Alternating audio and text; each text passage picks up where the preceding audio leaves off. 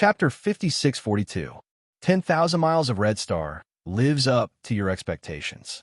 Put it down, urban romance. JIEQ will put it down. Qin Dingbua doted on Qin Yi because Qin Yi was the son of the woman he loved. Even if Qin Yi's birth mother was not from a good background, Qin Dingbua still liked her. Qin Yi laughed and put his arm around Qin Dingbua's shoulder as if they were brothers. They walked toward the garage. Dad, everyone is young and frivolous. You were young and frivolous when you gave birth to me. I was young and frivolous when I was young and frivolous when I was young and frivolous when I competed with Qin Xiao. All right, stop lecturing me. I think my life is not bad now. I can live a long life by eating and drinking. You're only in your early 50s. You're in the prime of your life. Maybe you can even give me a younger brother to inherit the family business. Why do you want to hang yourself on me? You one ambitious thing. I've done my best to help you, and you're trying to ruin my plans? Qin Dingbua laughed and kicked Qin Yi's leg. The father and son drove away like brothers. Qin Yi was not a bad person. He was just a little narrow-minded. He was jealous of Qin Xiao. He had resentment and low self-esteem. Qin Dingbua knew that in his heart, he would sometimes persuade his only son to stop him from being stubborn and annoying. After they left, Qin Dinghai and his wife also found an excuse to leave. Only Qin Dingkong and his family were left. Take care of your eyes if you read for a long time. She accompanied the old master and old madam. The daughter-in-law of the Qin family was very clear. Her sister-in-law cared a lot about her reputation and wanted to find a good marriage for her nephew, Qin Xiao. She knew in her heart that marriage was predestined. It was not something you could find just because you wanted to. The eldest daughter-in-law of the Qin family, who understood everything in her heart, saw through it but didn't say anything. She was amiable and didn't cause internal conflicts in the family. She also didn't feel superior because her son married well and her daughter married well. She was like before, so she was quite liked by the old master and the old madam. Before she left, she smiled at Qin Xiao and said, "This is the time to have a good rest. If you feel bored in Beijing, why don't you go to Harbor City and play with Sister Jia? Sister Jia is looking forward to you." Qin Jia was Qin Dinghai's eldest daughter. Her husband was from a prestigious family in Harbor City. Qin Jia had always lived in Harbor City and only returned to the capital to visit her parents once or twice a year. Qin Xiao knew that his aunt was giving him face. After thanking her, he sent her to the car before returning to the living room. In the living room, Qin Dingkong's face was slightly gloomy. Seeing that Qin Xiao had seen him, he lifted his chin slightly and gestured for Qin Xiao to come over and sit down. "Is everything all right?" He did not want his son to think about someone else's fiancée in the future. Qin Xiao knew what his father wanted to talk about. The first thing he said after sitting down was like a reassurance pill to his parents. "Yi Qian is my sister. Grandpa Fu said that I will be Yi Qian's brother in the future. I can't have any thoughts about my sister as a brother. My moral bottom line doesn't allow me to continue. I could in the past, but I can't now. I know it clearly." His few words made the whole family feel relieved. This was also the last time Qin Xiao mentioned Yi Qian with romantic feelings. It was also Qin Xiao's last day in China. He would go to Melbourne at 3 o'clock tomorrow afternoon to start his career as a diplomat. He would learn to forget in a foreign country until he let go. The storm in the Qin family had temporarily come to an end, but the storm in the family Xia had just begun. Madame Xiao, who had been waiting at the door of the family Xia, finally saw her son, Master Xia, old Madame Xia, and the whole family Xia family. Chapter 5643. The Red Star lives up to your expectations. Madame Xiao sat in the car and didn't get out immediately. No one in the family noticed her immediately, and they all got out of the car happily. Xia Jinyuan and Xia Yunin quickly got out of the car to help the two elders out. Master Xia and the old madam sat in Ho Zi's nanny car and played with Ho Zi's twins all the way. Xia Yiwei and Ho Zi had been living in the southern province for a long time and only returned to Beijing during the new year. The two elders cherished their great-grandchildren and didn't feel heavy even if they carried them in their arms. On the other hand, the younger generation was afraid that the twins would disturb the elders, so Xia Yiwei took care of them all the way afraid that the twins would disturb the elders. Let's go home, let's go home. The twins patted the small car and the spacious nanny car and swayed their chubby waists happily. Their chubby little faces revealed an innocent smile. They were very obedient and sat in their child's safety chairs obediently. They sang and recited poems one moment and made the two elders laugh loudly. They couldn't wait to hug and kiss them a few times. I'll carry them down first. You get out of the car slowly, don't twist your hand again. The car stopped, and Xia Wei was about to get up to unbuckle the twin seatbelts. Hosey immediately stopped her. A few days ago, Xia Wei twisted her hand while carrying a child. Hosey was so worried that she didn't even dare to let Xia Wei carry the child, afraid that she would hurt herself again. Master Xia saw this and could only say, "Take care of the rest of your eyes," after reading for a long time. He smiled and shook his head, but the satisfaction in his eyes deepened. The old madam smiled and said, "Xiaoho, don't spoil her too much. Raising children is a couple's business. Don't spoil Wei and tire yourself out by taking care of everything at home." "Thank you for your concern, old madam. I don't do much at home, and Wei takes care of the children. Now that her hand is injured, if she sprains it again, it will become an old injury. The one who will suffer in the future will be Wei." Hosey quickly unfastened the twins' seatbelts and carried them out of the car one by one. "Please sit down with Grandpa for a while. It's windy outside. Don't get too cold." Hosey was now a good family man. Since he knew how to take care of his wife and children, he took care of almost everything in the house. Xia Wei complained from time to time that if this went on, she would be spoiled. Before Xia Jinyuan reached Master Xia and the old madam's car, he saw Hosey carefully helping his cousin Xia Wei out of the car. A smile flashed in his eyes as he quickened his pace and frowned slightly. He looked at the big banyan tree by the side of the road. There was a black car parked under the big banyan tree. He could vaguely see that the owner of the car was sitting down. It should be parked in the dark intentionally. He needed to pay attention to find it. He slowed down and said to Xia Yunin beside him, "You go ahead first. I'll take a look in front." "What are you looking at?" Xia Yunin followed his gaze and saw the black car parked in the dark. "Who is it? Why did they stop here to wait for you?" After that, he whistled softly and teased, "Kid, could it be your ex-lover? Did they find out that you're engaged, so they waited at the door to wait for you?" I. Before he could finish his sentence, Xia Jinyuan's cold gaze stopped him. He patted his mouth and said, "I said something wrong. I said something wrong. Please forgive me." Sixth brother could joke about other things, but jokes about relationships were absolutely taboo. He had a slip of the tongue and drank too much in joy. His brain was muddled. "I have a fiancé. Be careful." Xia Jinyuan warned him with his eyes. When it came to Xia Yunin, it was best to leave. The two brothers soon found out who was sitting in the car. Chapter 5644. Madame Xiao, who was sitting in the car, finally saw the person she had been waiting for. Silently crying, she took out a tissue to wipe the tears on her face and tidied up her makeup. In front of the Xia family, Madame Xiao opened the car door and raised her voice. "Yuan." Her voice was a little hoarse and nasal after crying. However, no matter how different her voice was from usual, family Xia could still recognize who it was. Madame Xiao was here.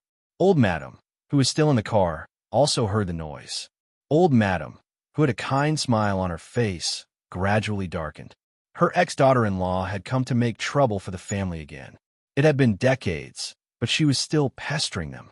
"She doesn't want to let us go," Madame Dowager said faintly. There was a faint anger that only Master Xia could detect. "For the sake of fate, I tolerated her a lot. I didn't expect that not only did she not thank me, but she also wanted a yard after taking an inch. It's been decades, but my ex-daughter-in-law still hasn't made much progress." Master Xia patted the back of his wife's hand and sighed. "Don't be angry. It's not good for you to be angry now. Leave it to Sixth Brother. She's here to look for Sixth Brother. She'll leave when she sees him. Today is a big day. No matter what, she's still Sixth Brother's mother. For the sake of Sixth Brother, don't worry about it. She only gave birth to Sixth Brother once.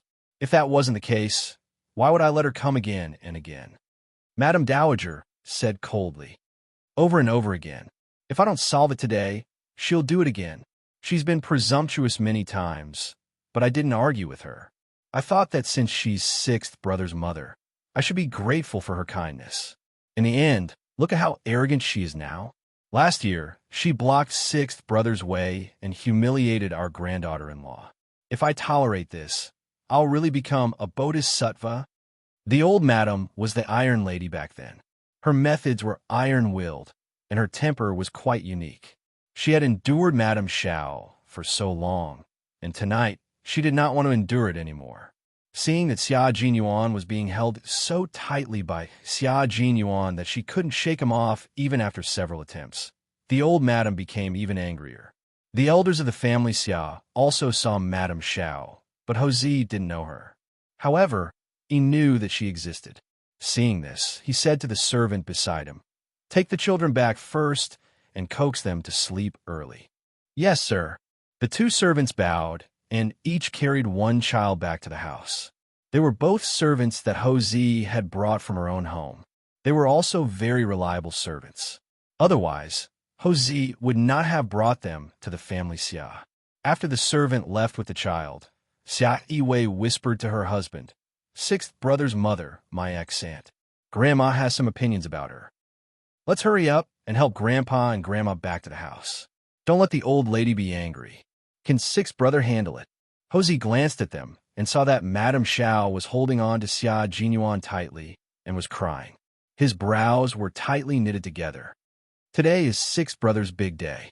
As a mother, she's crying like this. It's not because she's crying out of joy. He then asked Xia Yiwei in a low voice, "Should we just get rid of her?" Although she had retired many years ago, the bandit spirit in her bones was difficult to erase in this lifetime. It would only be better to hide it. When something happened, the bandit spirit would come with a bit of ruthlessness. Chapter 5645. The Great Red Star lives up to your expectations. Xia Yiwei was very cautious. "No need. Let's see what sixth brother has to say first. We're all juniors. It's not appropriate for us to interfere. Don't say any more. Hurry up and help Grandpa and Grandma in."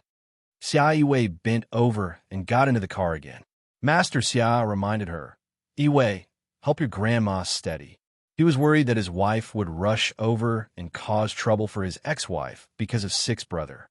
Even if she wanted to settle it, she could just call her to the house to settle it.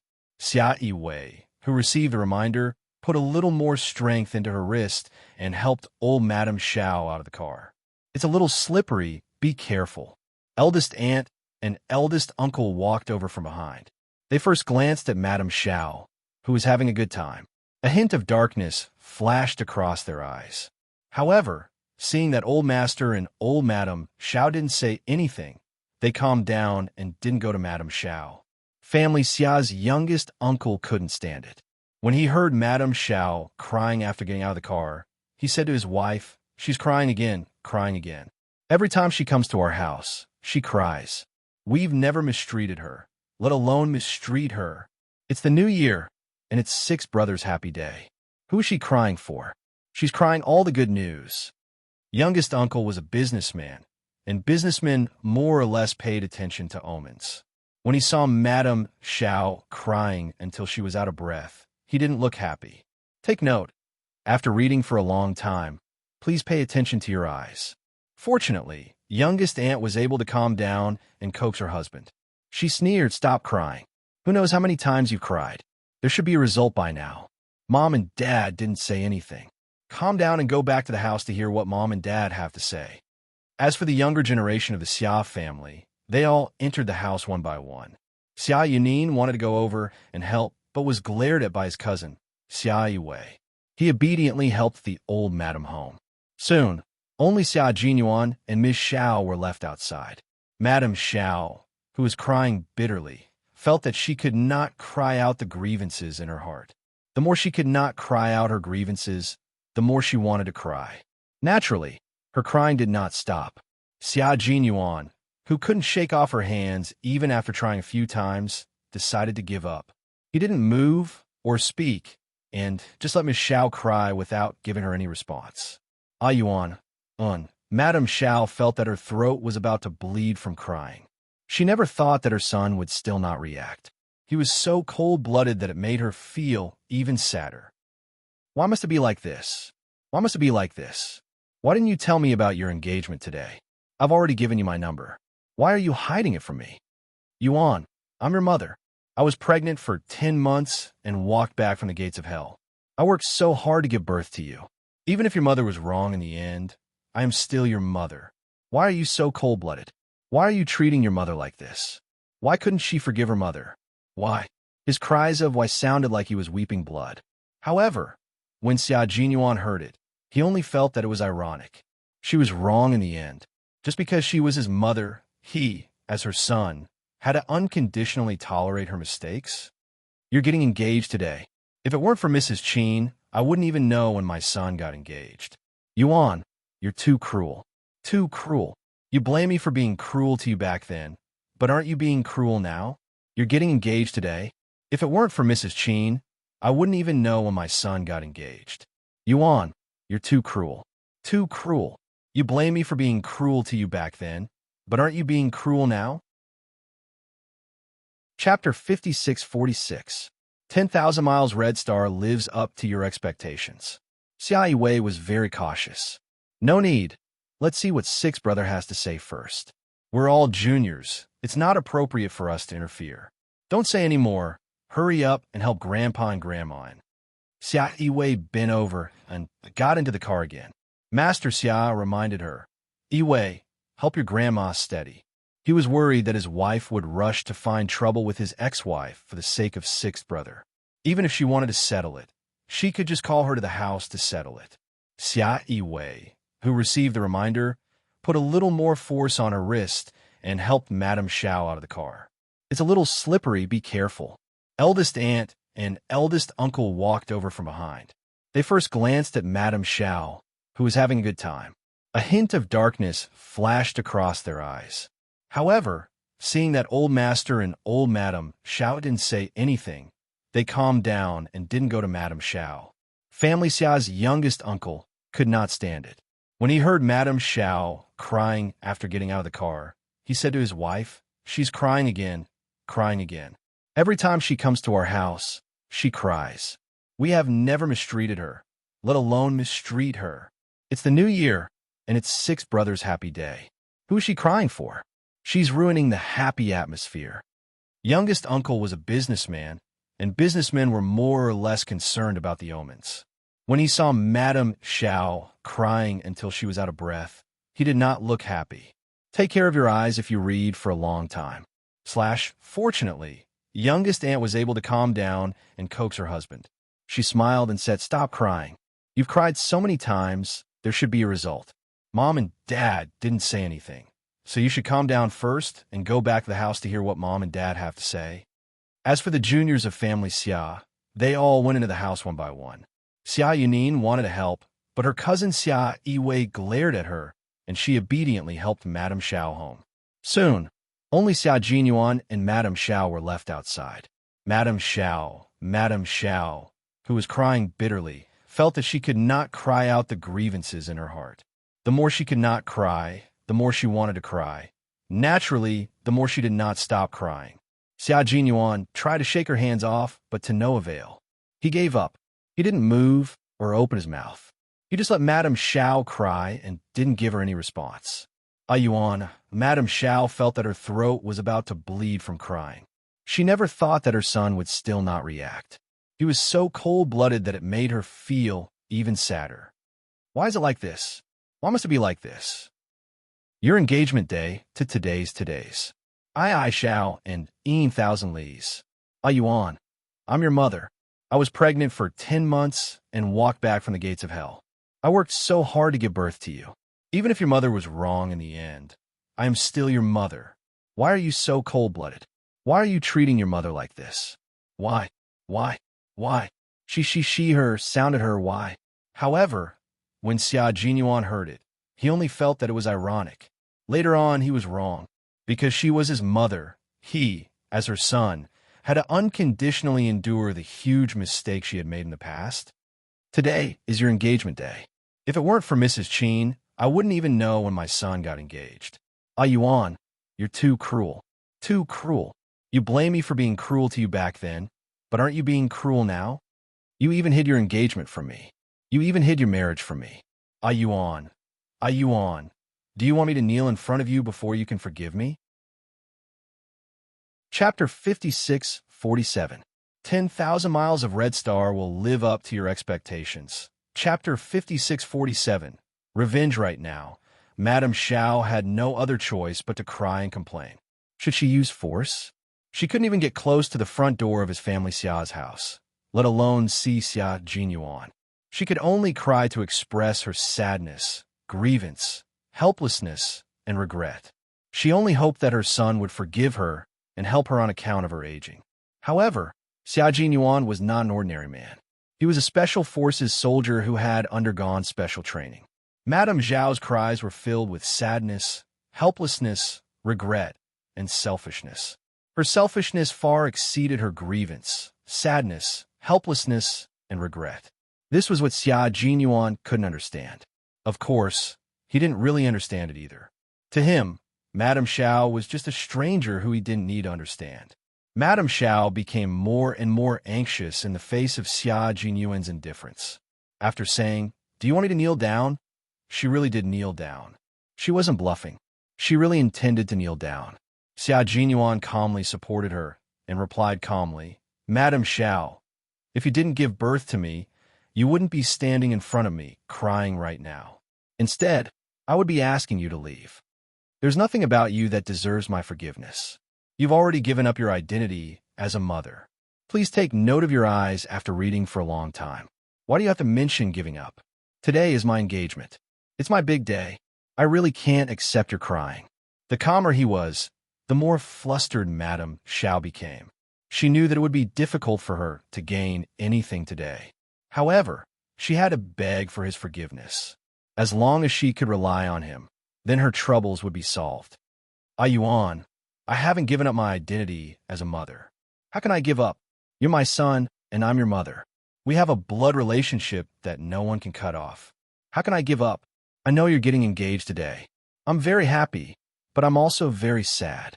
Are you on? You can obviously find a better girl. Why did you choose a girl from the countryside who is of no help to you? You have a bright future ahead of you. You need a good wife. Are you sure that Yi Qian is the right choice for your wife? I've been waiting for you here all day. I really didn't mean to disturb you, but Yuan, I don't want you to regret it in the future, and I don't want your marriage to have any twists and turns. Mommy owes you too much. Mommy really wants to make it up to you now. You have to believe Mommy. Yuan, you have to believe Mommy."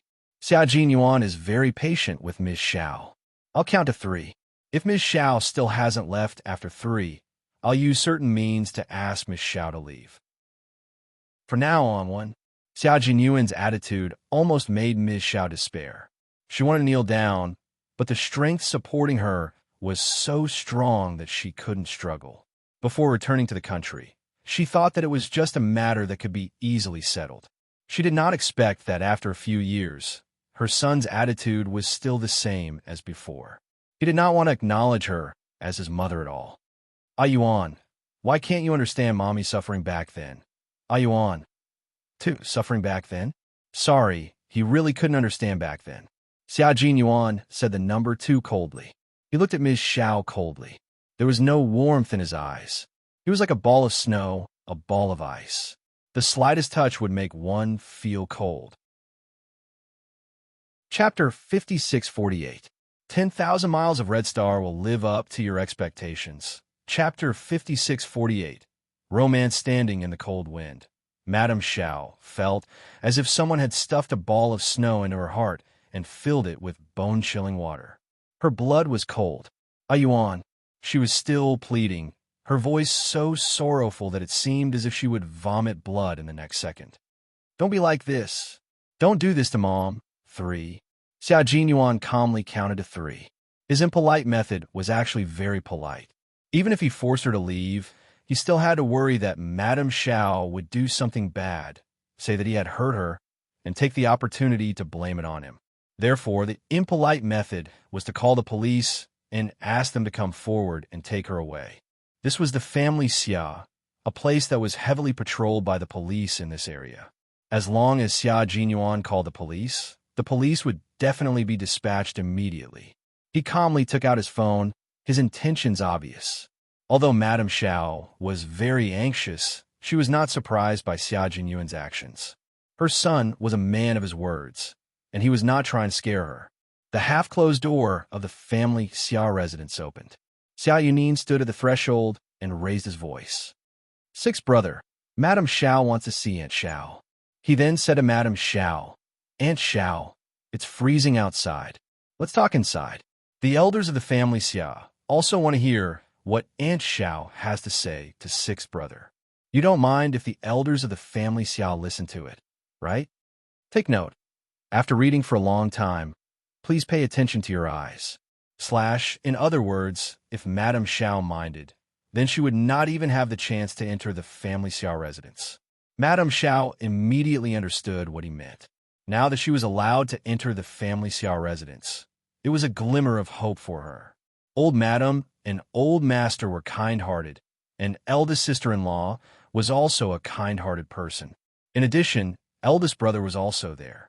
They should see that she was a Yuan's biological mother and say a few good words for her. Without any hesitation, Madame Xiao rushed in front of Xia Jinyuan. She could not wait to agree. At the same time, she let go of Xia Jinyuan's hand and quickly walked in front of him. She was afraid that Xia Jinyuan would stop her from entering the family Xiao residence. Xia Jinyuan just frowned slightly. He had no intention of stopping Ms. Xiao. Seeing Madame Xiao enter the Xia family's house in a hurry, Xia Jinyuan curled his lips and sneered. Did she really think that the old madam was inviting her over? Madame Xiao decided to come out and take care of herself. Xia Jinyuan stepped forward and followed him into the house. As the heavy door closed with a creaking sound, everything returned to normal. Only the two red lanterns hanging from the beams of the house emitted a quiet and warm light, as if nothing had happened just now. Madame Xiao was on the phone when her eldest sister-in-law lifted the curtain and whispered, Mom, Schumann is here. Okay, go and listen to what she has to say first. I'll talk to Xin Hui for a while. Madame Xiao was on the phone with Commander-in-Chief Xia. She motioned for her eldest sister-in-law to leave and said, Since you also have something to talk to her about, you should hurry back now. If you have anything to say it clearly today. She's been crying and complaining about being wronged when we visited her several times, as if our family owes her. Xia Xin Hui, this is the trouble you caused. You should come back and solve it. With that, Madame Xiao hung up the phone with a cold expression. Now, it was time for her to meet her ex-daughter-in-law. In the living room, family Xia's eldest sister-in-law sighed and said, Schumann, I really don't dare to accept you calling me sister-in-law. I used to agree, but now, you and I are no longer sisters-in-law. What right do I have to accept you calling me sister-in-law? If you don't mind, just call me sister you. Chapter 56-49. 10,000 miles of Red Star will live up to your expectations. Update recovery, urban romance. JIK update, recovery when Madame Xiao knelt down. Xia Yiwei was shocked. Madame Xiao stood there and accepted Madame Zhao's kneel with a clear conscience. However, the coldness in her eyes deepened. After a long pause, Madame Xiao sneered. You've knelt before me twice. The first time, you knelt down and begged me to let you go. This time, what are you begging me for? Tell me, let me hear it. Let's see if this old woman can be merciful again. After saying that, he walked past Ms. Xiao, who was kneeling on the ground, without letting her get up to speak. Didn't she like to put on an act? Then she could continue doing it. If she liked to kneel, then she could kneel. Family Xia's eldest daughter-in-law saw this and gestured for her niece, Xia Yiwei, to leave. Madame Dowager had asked Madame Xiao to come here for sixth brother's sake. Secondly, she wanted to know Madame Zhao's purpose. She had to save sixth brother's face. No matter how wrong Madame Xiao was, she was still sixth brother's biological mother. His biological mother was kneeling and begging for help while the younger generation was watching from the side. No matter how little sixth brother cared about Madame Xiao, it was still shameful. Xia Yiwei hurriedly left, not daring to stay for a moment. Outside, take care of your eyes if you read for a long time. Xia Yunin asked Xia Jinyuan why Madame Xiao had come in the middle of the night. Xia Jinyuan took a sip of hot tea and replied calmly, "There's no reason. She's just begging me to forgive her for giving birth to me and let me continue to acknowledge her as my mother." Xia Yunin's expression changed drastically. She sneered, "Huh, does she still have any shame? It's because she gave birth to you that I didn't chase her away immediately. Family Xia's door isn't something she can come and go as she pleases." Xia Yiwei heard this and said in a low voice, "What are you saying? No matter what she did wrong, you have no right to say anything." She was afraid that Xia Jinyuan would lose face. Xia Jinyuan smirked and said nonchalantly, "I'm fine. Fifth brother, you can say whatever you want. She really doesn't have the face to do that. Our Xia family has already done everything we can for her. Back then, she left in such a carefree manner. She even swore that she would never set foot in the Xia family. In the end, she was the one who left in a hurry. Now, she's the one who's rushing back. Fifth brother is right. She can't come and go as she pleases at the Xia family's door. Old Six, the elders can say that she's wrong, but you, even if you know in your heart, don't say it out loud." Xia Yiwei reminded him. She had heard all the rumors in the capital since she was far away in the southern province. Some time ago, there were a lot of rumors about you and Xiao Yi in the capital. Fifth brother arranged for your engagement to be held at the race course and invited his friends to bring their wives over. He intended to help you and Xiao Yi clear your name. If you say that again, no matter how much effort fifth brother put in, it won't be enough to stop you from ruining yourself. Xia Yiwei and Xia Jinyuan had a good relationship. Naturally, she didn't want to see Xia Jinyuan's life in chaos and be slandered by others. What she said made sense. Xia Yunin immediately turned around and reminded him, "Sister Yiwei is right. We can say that Madame Xiao isn't good, but you really can't. You're her son. No matter how bad a mother is, as a son, you really can't say bad things about her. If you say bad things about her, you'll be the only one at fault." As he spoke, he suddenly thought of something and slammed the table. He gritted his teeth and said, "Some time ago, I kept hearing about sixth brother and sister-in-law. Could it be that Madame Xiao created all of this? You just realized it?" Xia Yiwei frowned. "Who else do you think it could be?" Chapter 5650. 10,000 Miles of Red Star will live up to your expectations. A powerful character, urban romance. JIQI Chapter 5650. A powerful character Xia Yunin thought they were the rich ladies who hung out with Madame Xiao. I always thought they were her friends. He gritted his teeth even harder. What on earth does she want to do? What good will it do her to ruin sixth brother's reputation? Why? Xia Yiwei wanted to know too. She looked at Xia Jinyuan, who was completely unaffected, to see if she could find any clues from his expression. After looking at him for a while, she saw that his expression was normal. Instead, he raised his eyes and looked at her lightly. Xia Yiwei asked directly, "Do you know the reason? Was that why he was so calm?" Xia Jinyuan sneered. A cold smile appeared on his handsome face. "Her real motive is unknown. Her current motive should be to force me to acknowledge her as my mother. I'm still thinking about what she plans to do after she acknowledges you as her mother." Xia Jinyuan did not think that Madame Xiao was so stubborn about acknowledging him as her son. It was all because she suddenly realized that she wanted to be a good mother. If that was the case, she wouldn't have given him the black chicken soup with motherwort. Xia Yunin thought about how he had been schemed against by Madame Xiao. He sat down and sighed. He suddenly felt that sixth brother was really pitiful. If she really has a plan, then you have to be careful. She's doing it for the sake of meeting you. Please pay attention to your eyes after reading for a long time. Old Madam took a big detour and got me in her trap by acknowledging her as her goddaughter. I don't even dare to have a girlfriend. I'm no different from a monk when it comes to self-cultivation. You're such a powerful person. I think you should stay in the army and not come back to the capital. If she can't find you, she'll slowly let go of whatever plan she has."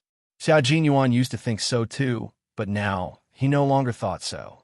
Ever since Ms. Xiao suddenly returned to China and rushed to him to beg for his forgiveness, Xia Jinyuan began to be wary of her. The appearance of Tang made him believe that Miss Xiao had an ulterior motive. However, he did not want to provoke her, so he did not investigate in secret. He didn't investigate, but his father did.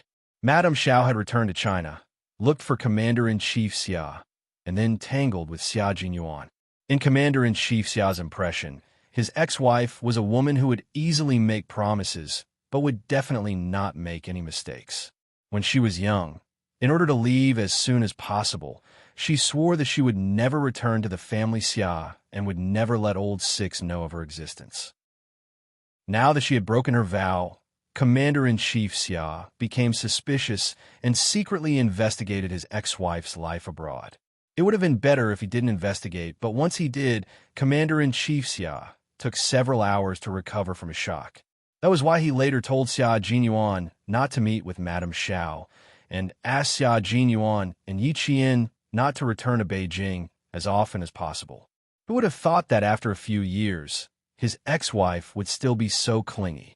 She even came to the family Xia on the big day of old Six engagement, crying and making a fuss, disturbing old Master Xia and old Madame Xiao. Commander-in-Chief Xia rushed back to the family Xia with a cold expression.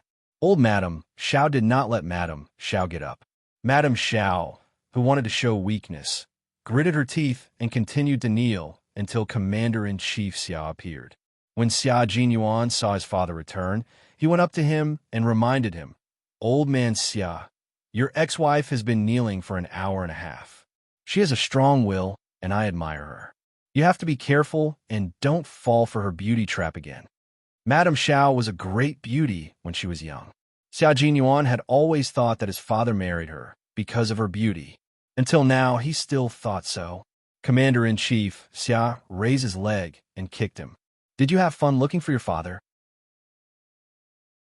Chapter 56-51. 10,000 Miles Red Star lives up to your expectations. The Old Tree Blossoms. Urban Romance. Jake, Old Tree Blossoms. There was a difference in his attitude towards Madame Xiao as a father and as a son. After all, Madame Xiao was Commander-in-Chief Xia's ex-wife. They fell in love with each other, shared the same bed, had a child together, and then went their separate ways. Commander-in-Chief Xia did not hold a grudge because he knew that he was partly responsible for the failure of this marriage. Therefore, when Madame Xiao returned, Commander-in-Chief Xia also treated her as a friend and did not think of doing anything to Madame Xiao. However, he did not expect that Madame Xiao's motive for returning was not simple. She came for Xia Jinyuan and also for family Xia. After finding out about this, Commander-in-Chief Xia reminded Xia Jinyuan. Xia Jinyuan, who had dodged nimbly, laughed. "I was telling the truth, but you were so guilty that you hit me. If you fall for the honey trap again, Commander-in-Chief Xia, from now on, your son will change his surname to Fu and will no longer acknowledge you as his father." He was really worried that Commander-in-Chief Xia, who had been single for decades, would suddenly fall in love with Madame Xiao. Commander-in-Chief Xia was so angry that he laughed. "As long as you are willing, you can quickly change your surname. I will discuss letting Xiao Ye's surname be Xia. I will definitely make a profit." When he heard Xia Yanin and Xia Yue laugh, he thought to himself, "How?" After reading for a long time, please pay attention to your eyes. Are you looking down on Six, brother? Xia Jinyuan did not care. Then you will only make a loss and not make a profit. My wife will not be willing to take the surname Xia. You should go and send Madame Xiao away. Madame Xiao is very angry today. Commander-in-Chief Xia, whose face had turned pale, stopped smiling and his eyes turned cold. He said to Xia Jinyuan, "I have something to say to her. Come in and listen. Just listen and don't cause trouble." Say something? He even warned Xia Jinyuan not to make trouble. Xia Jinyuan's eyes darkened. He thought to himself, has old Xia found something? Xia Yue and Xia Yanin glanced at each other discreetly, then moved from the side hall of the main hall to the innermost room where guests could rest. In the rear courtyard, Ho Zi, who had just finished comforting the twins, came over. When he saw the worried expression on Xia Yue's face, he came over and gently put his arm around his wife's shoulder. He smiled and said, "Uncle is back. With him around, everything will be fine. Besides, sixth brother isn't a pushover. He won't let anyone bully his family Xia. Uncle and sixth brother won't let the family have a headache over these things. The father and son will definitely handle it well. You don't worry. Xia Yunin agreed and nodded with a smile. Brother-in-law is right. Sixth brother is not someone who will be bullied. Although Madame Xiao is his biological mother, he has no feelings for her. He will not let himself suffer because of Madame Xiao and let Madame Xiao be bullied. Old Master didn't even show up, which means that Madame Xiao knows what to do. She even asked Uncle to rush back. I think that after tonight, Madame Xiao won't dare to come again. Xia Yunin, who had been in the business world for a long time, was even more scheming than Xia Jinyuan. She had already made up her mind and was certain that Madame Xiao would not be able to get away with it tonight. In the main hall, Madame Xiao, who was kneeling, saw her ex-husband enter with a cold expression. For some reason, her heart thumped violently, and she felt an inexplicable sense of panic spreading from her heart. Seeing her kneeling, Commander-in-Chief Xia instructed Xia Jinyuan to help her up.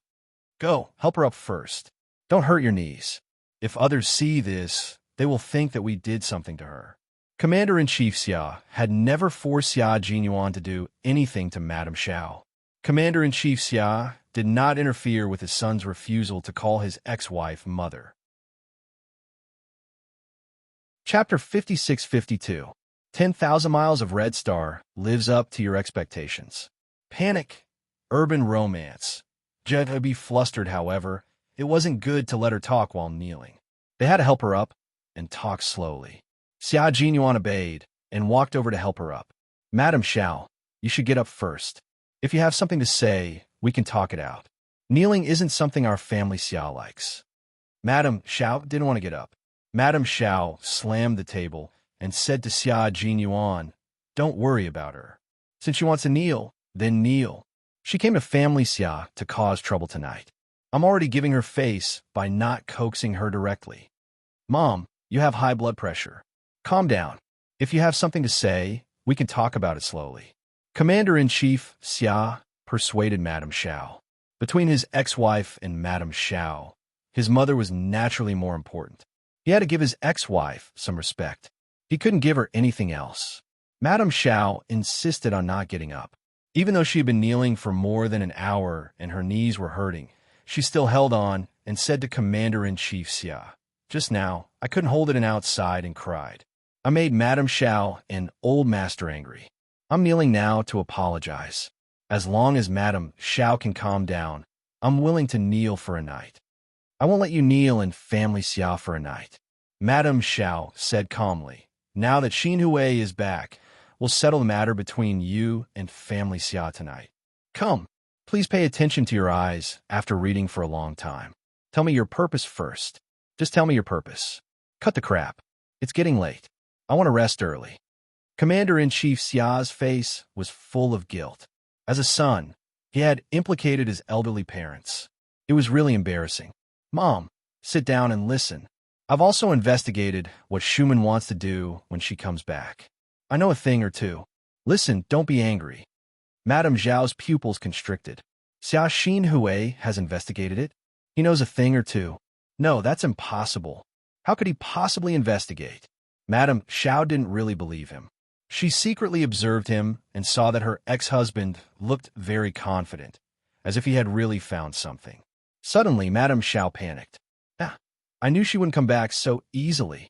The old madam wasn't angry this time. Instead, she looked like she understood, but her voice became colder. Xiao Schumann, you go first.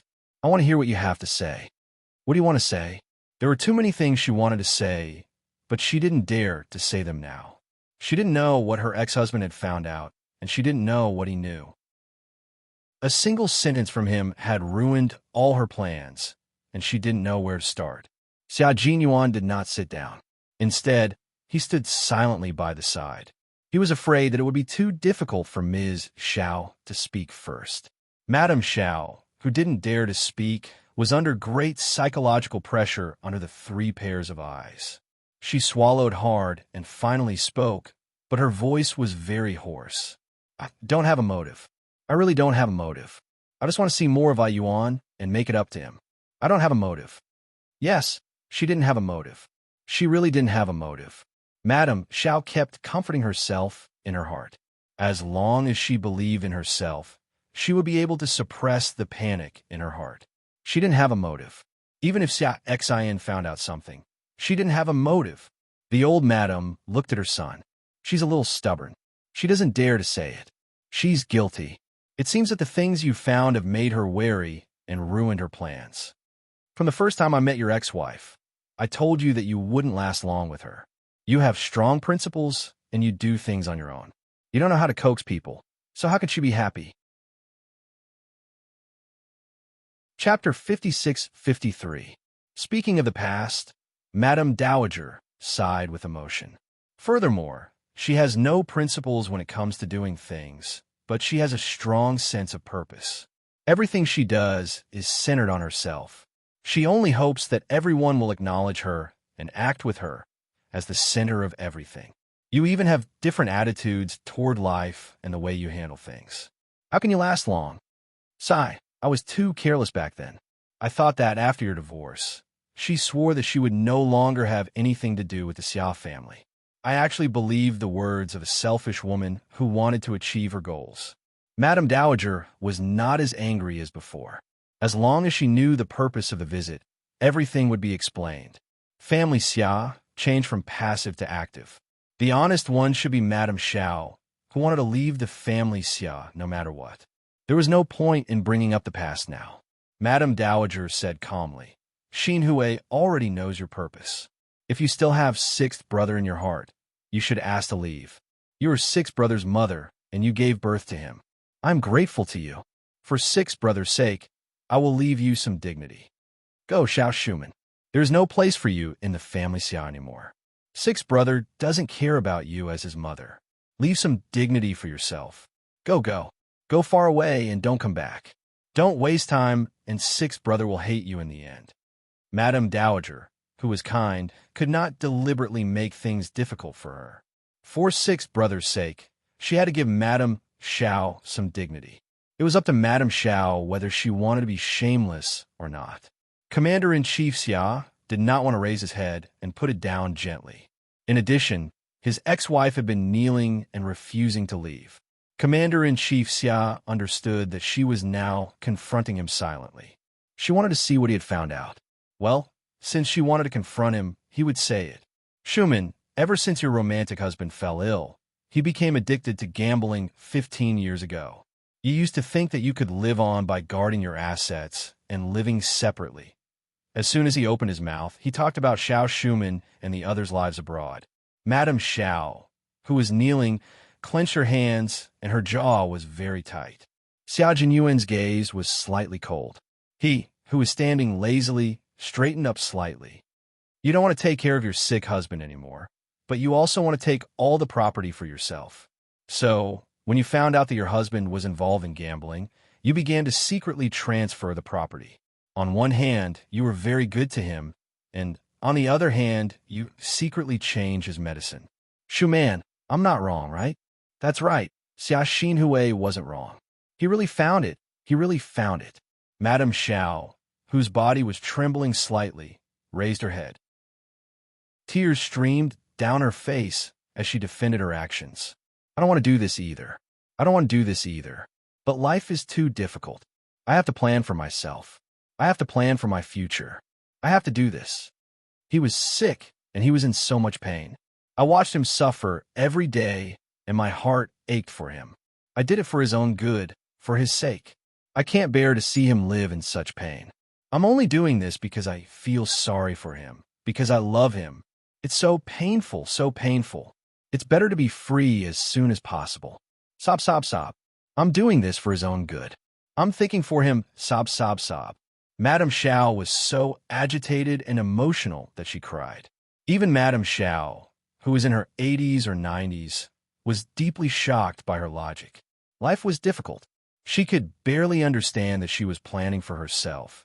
But for her husband's sake, she secretly changed his medicine. This, Madame Xiao, who was already half dead, really couldn't understand.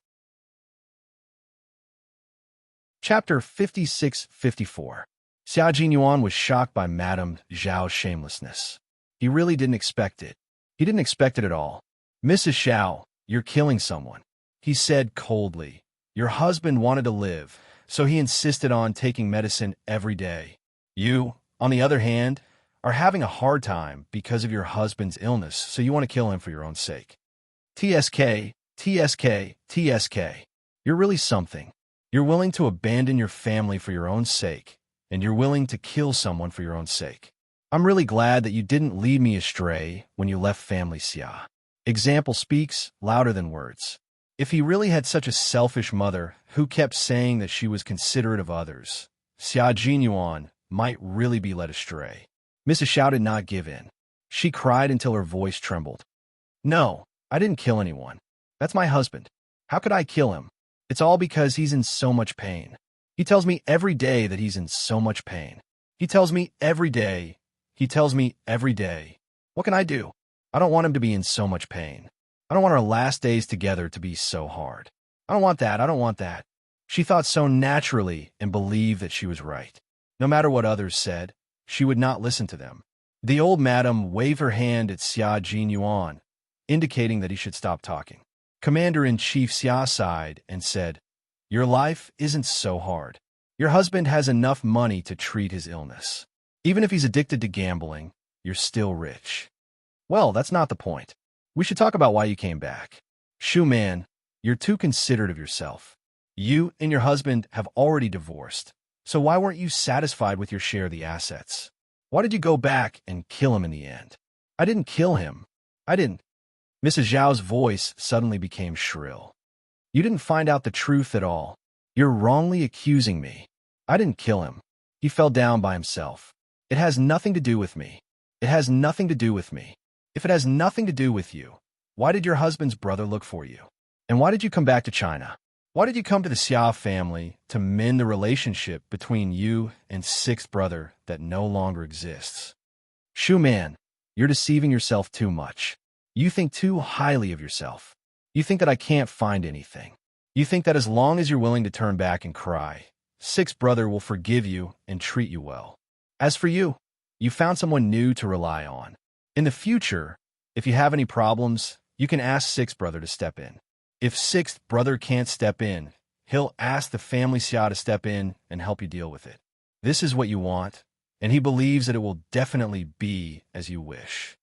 What you didn't expect was that sixth brother didn't recognize you at all. Your plan was delayed again and again, and you were terrified. So, even though you knew that Madame Li was up to no good and that she had been laughing at you, you still got along with her and got to know more people through Madame Li, so that they would not dare to act rashly against you. Shu Man, you are really smart. No matter how hard it is, you will still let yourself live quite well. I admire you very much. I don't care how you live your life, but at this point, Commander-in-Chief Xia's eyes were filled with a chilling coldness. But I can't tolerate you plotting against the Xia family. Chapter 56-55. The Red Star of 10,000 miles did not disappoint. Commander-in-Chief Xia was a very principled person. Even if someone wanted to mess with him in private, he would not say anything. However, if the other party implicated his family, that would be crossing the line. However, the smart Miss Zhao obviously missed this point. Perhaps it was because she had been found by her ex-husband's family and was anxious that she did not consider the big picture as she usually did. That was why she leaked the information and angered Commander-in-Chief Xia.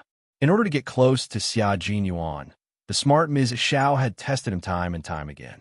As soon as she returned to the country, she immediately began to test her and brought Madame Li to test her. Ever since that time, she felt that she had tested out how much old Madame and old Master Xiao valued Xia Jinyuan. Hence, Madame Xiao decided to start with Xia Jinyuan. She wanted to first coax Xia Jinyuan into acknowledging her as his biological mother. After that, she would make Xia Jinyuan take the initiative to look for old Madame and old Master Xiao. Since old Madame Xiao and old Master Xiao valued Xia Jinyuan so much, they would naturally comply with Xia Jinyuan. In that case, Miss Xiao would be able to rely on her family Xia again. In the end, After using Mrs. Li to test his family Xia Jinyuan was not fooled at all. Friends, please prompt. Pay attention to the rest of your eyes after reading for a long time. 00 recommended reading. Ignore Ms. Shaw. Seeing that there was no way out, Madame Xiao probed again, which was the one in the hospital. When she went to the hospital to visit the injured Xia Jinyuan, she was politely asked to leave and had a short chat with Commander-in-Chief Xia. From this conversation, Madame Xiao deliberately told Commander-in-Chief Xia that the Du family had their eyes on Xia Jinyuan. She thought that with her relationship with the Du family, Commander-in-Chief Xia might want to use her to find out about the Du family's movements for the sake of her son. However, she did not expect that what she got in return was a warning from her ex-husband. He did not bother to get any information from her at all. From this test, she found out that her ex-husband, who had not started a new family after the divorce, did not still have her in his heart like what Madame Li had said. This also made her give up the idea of reconciling with her ex-husband and think of other ways. It could be said that Madame Xiao, who had returned to China for a few years, had thought of all kinds of ways to accept Xia Jinyuan, but there was only one result. It was impossible to get close to Xia Jinyuan. She wanted to take it slow and steady, but the current situation did not allow her to do so. Her ex-husband's family had already made new moves, so she had to speed up.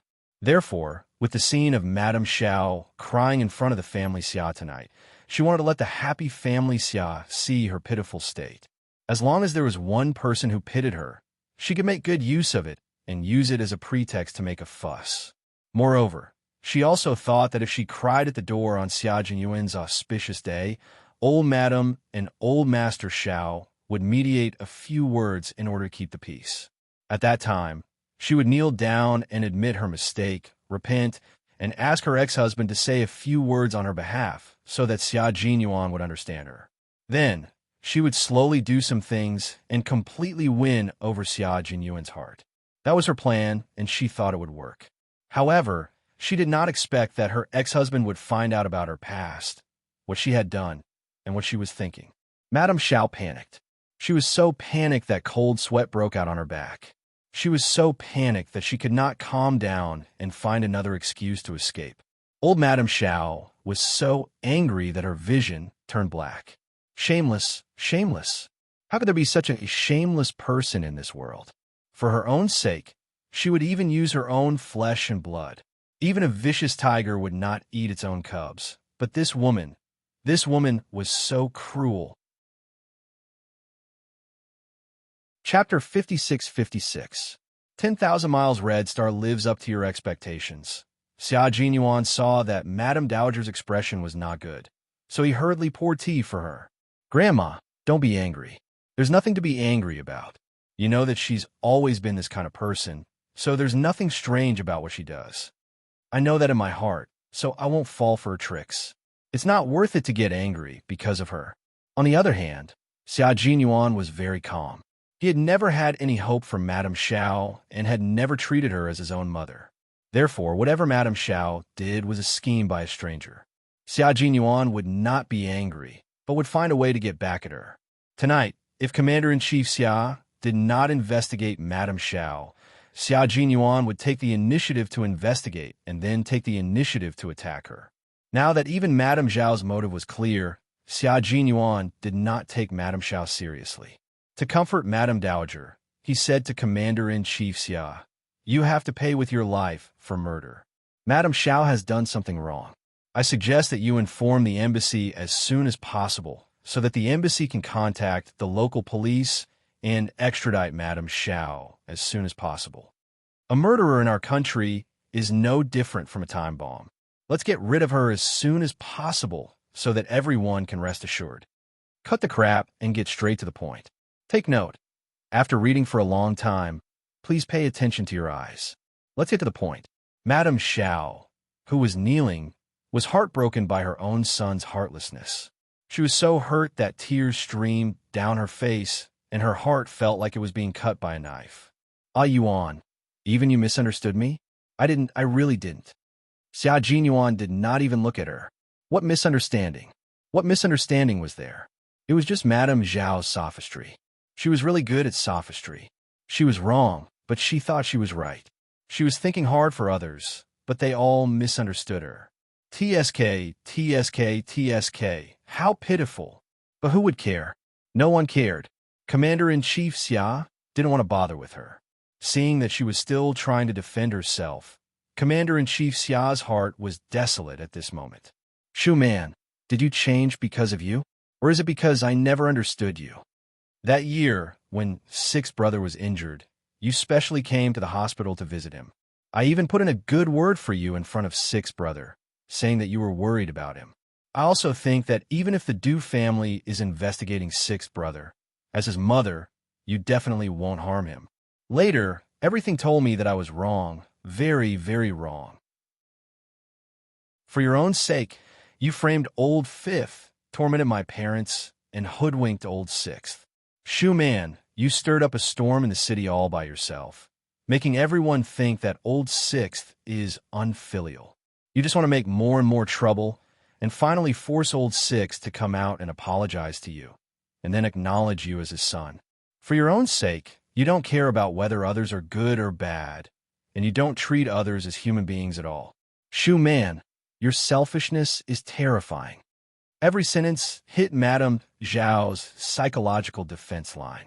If it were anyone else, they would have run away because of guilt. But Madame Zhao didn't. She collapsed on the ground, heartbroken. Why are you all treating me like this? I clearly didn't do anything wrong. So why are you all misunderstanding me? Why is it that all of my good intentions have changed in your eyes? I didn't hurt anyone. I've done so many good deeds, so why would I hurt anyone? Why are you all wronged? Why are you all targeting me? What do I have to do to satisfy you? Tell me, will you? Tell me, okay? Chapter 56-57. The Red Star of 10,000 Miles did not disappoint. Chapter 56-57. Betrayal, she cried and begged as if she had suffered a great grievance. The whole world had betrayed her, the whole world was against her, and the whole world did not understand her. The old lady didn't want to listen anymore. She got up and walked towards Madame Zhao. Madame Zhao, who was complaining about her grievances, saw it from the corner of her eye. She shrank back slightly and lowered her head. She supported herself with one hand on the ground and the other on her chest. She continued to cry, sorrowfully. Xiao Shuman, our family Xia's floor has been dirted by your tears. Now, wipe the floor of my house properly.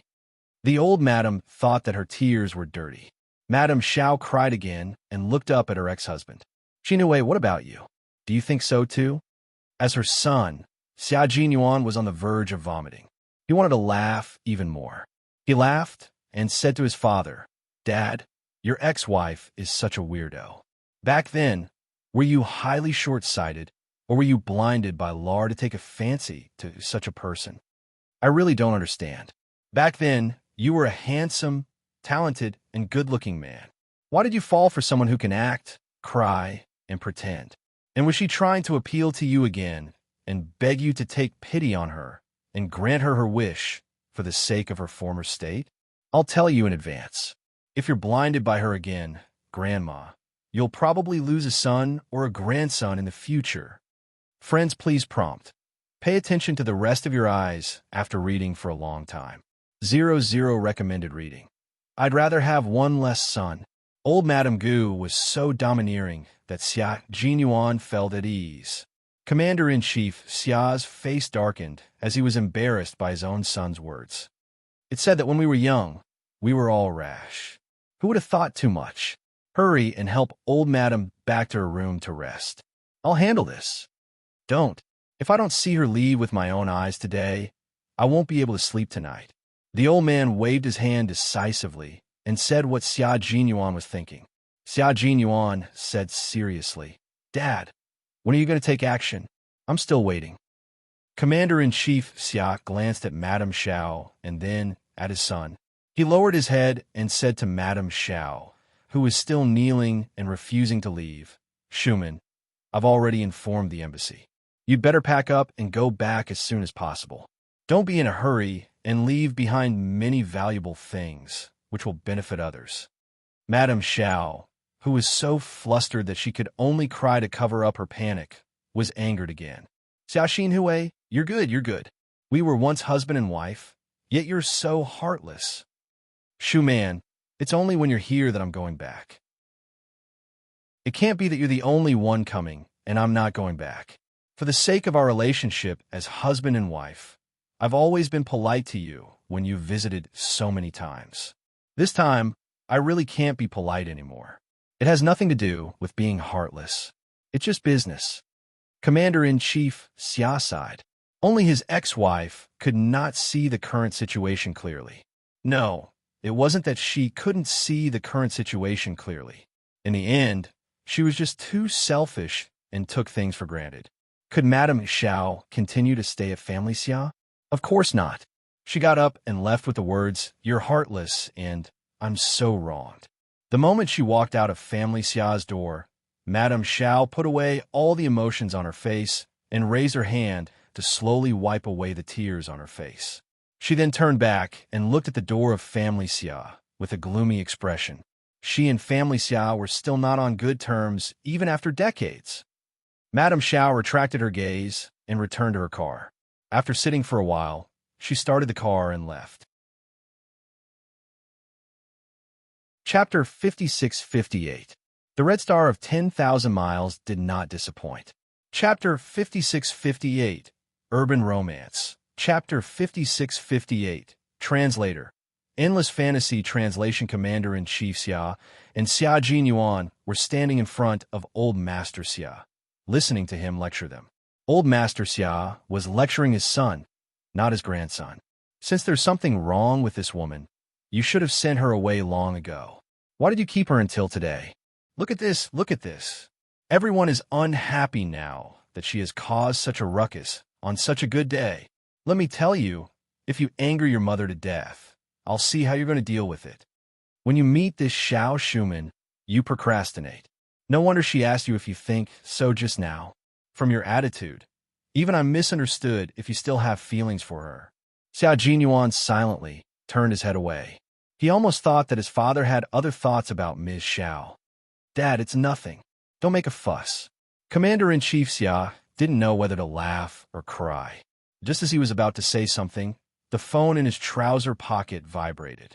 Commander-in-Chief Xia had to stop talking and take out his phone. It was a series of numbers that were all zeros. It was obvious that it was a fake number. He glanced at it and winked at Xia Jinyuan. "I'm going out to take a call," he said to the old man, and quickly left the room. After the door was closed, Xia Jinyuan frowned thoughtfully. He knew that old man Xia would not let a murderer off the hook. Once he found out who the murderer was, he would immediately bring the murderer to justice. So why was old man Xia so slow in dealing with Miss Xiao? Could it be that there was another reason? Just as she thought of this, Master Xia's vigorous voice rang out. "Sixth brother, why do I think your father is so good?" Friends, please prompt. Pay attention to the rest of your eyes after reading for a long time. 00 recommended reading. Are you hiding something from us? Quick, go and listen what he said. Xia Jinyuan did not move. If he really had other plans, he wouldn't have told us just now. Even if I heard what he said, I wouldn't have been able to guess everything. Besides, do you think I can hear anything in front of him? He's much stronger than me. I'm afraid I'll be discovered as soon as I show my head. Commander-in-Chief Xia and Xia Jinyuan were standing in front of Old Master Xia, listening to him lecture them. Old Master Xia was lecturing his son, not his grandson. Since there's something wrong with this woman, you should have sent her away long ago. Why did you keep her until today? Look at this, look at this. Everyone is unhappy because of this mess on such a good day. Let me tell you, if you anger your mother to death, I'll see how you're going to deal with it. When you meet this Xiao Shuman, you procrastinate. No wonder she asked you if you think so just now. From your attitude, even I'm misunderstood if you still have feelings for her. Xia Jinyuan silently looked away. He almost thought that his father had other thoughts about Ms. Xiao. Dad, it's nothing. Don't make a fuss. Commander-in-Chief Xia didn't know whether to laugh or cry. Just as he was about to say something, the phone in his trouser pocket vibrated. Commander-in-Chief Xia had no choice but to stop talking and take out his phone. It was a call filled with zeros. At first glance, it was obvious that it was a fake number. He glanced at it and winked at Xia Jinyuan. He said to old Master Xia, "I'm going out to take this call." Then he quickly left the room. After the door closed, Xia Jinyuan frowned thoughtfully. He knew that old Master Xia wouldn't let a murderer off the hook. Once he found out who the murderer was, he would definitely bring the murderer to justice. So why was old Master Xia so slow when dealing with Miss Xiao? Could it be that there was another reason? Just as he thought about it, Master Xia's deep voice sounded. "Sixth brother, why do I feel like your father is still hiding something from us? Quick, go and listen what he said." Xia Jinyuan didn't move. If he really has other plans, he wouldn't have told us just now. Even if I heard what he said, I wouldn't be able to guess everything. Besides, do you think I'll be able to hear anything in front of him? He's much better than I am. I'm afraid that I'll be discovered as soon as I show my face. Chapter 56-59. The Red Star of 10,000 Miles did not disappoint. Chapter 56-59. Urban Romance. Chapter 56-59. Betrayal. Hot tea was simple, and so was peanuts. She tore open the packaging she bought from the supermarket and scooped the peanuts into a bowl. After getting into the pit, the father and son sat down cross-legged. Commander-in-Chief Xia took a sip of tea and ate a peanut. Back home, no matter how impressive his military might was and how high his status was, he would still be an ordinary person. I'm afraid she has something to do with Uncle Chen's death. As soon as she finished speaking, Xia Jinyuan, who was sipping hot tea with his head lowered, suddenly looked up. His eyes were as sharp as arrows. Uncle Chen's death can't be unrelated to her. What did you find? What did you confirm? When he finished speaking, there was already a very strong killing intent. Commander-in-Chief Xia didn't find his reaction strange at all. Her husband's family isn't an ordinary family overseas. They have deep connections with some underground markets. Back then, when your mother left with this person, I suspect that it wasn't entirely Madame Li's arrangement. It's very likely that the other party had targeted your mother in advance and took the opportunity to make a move.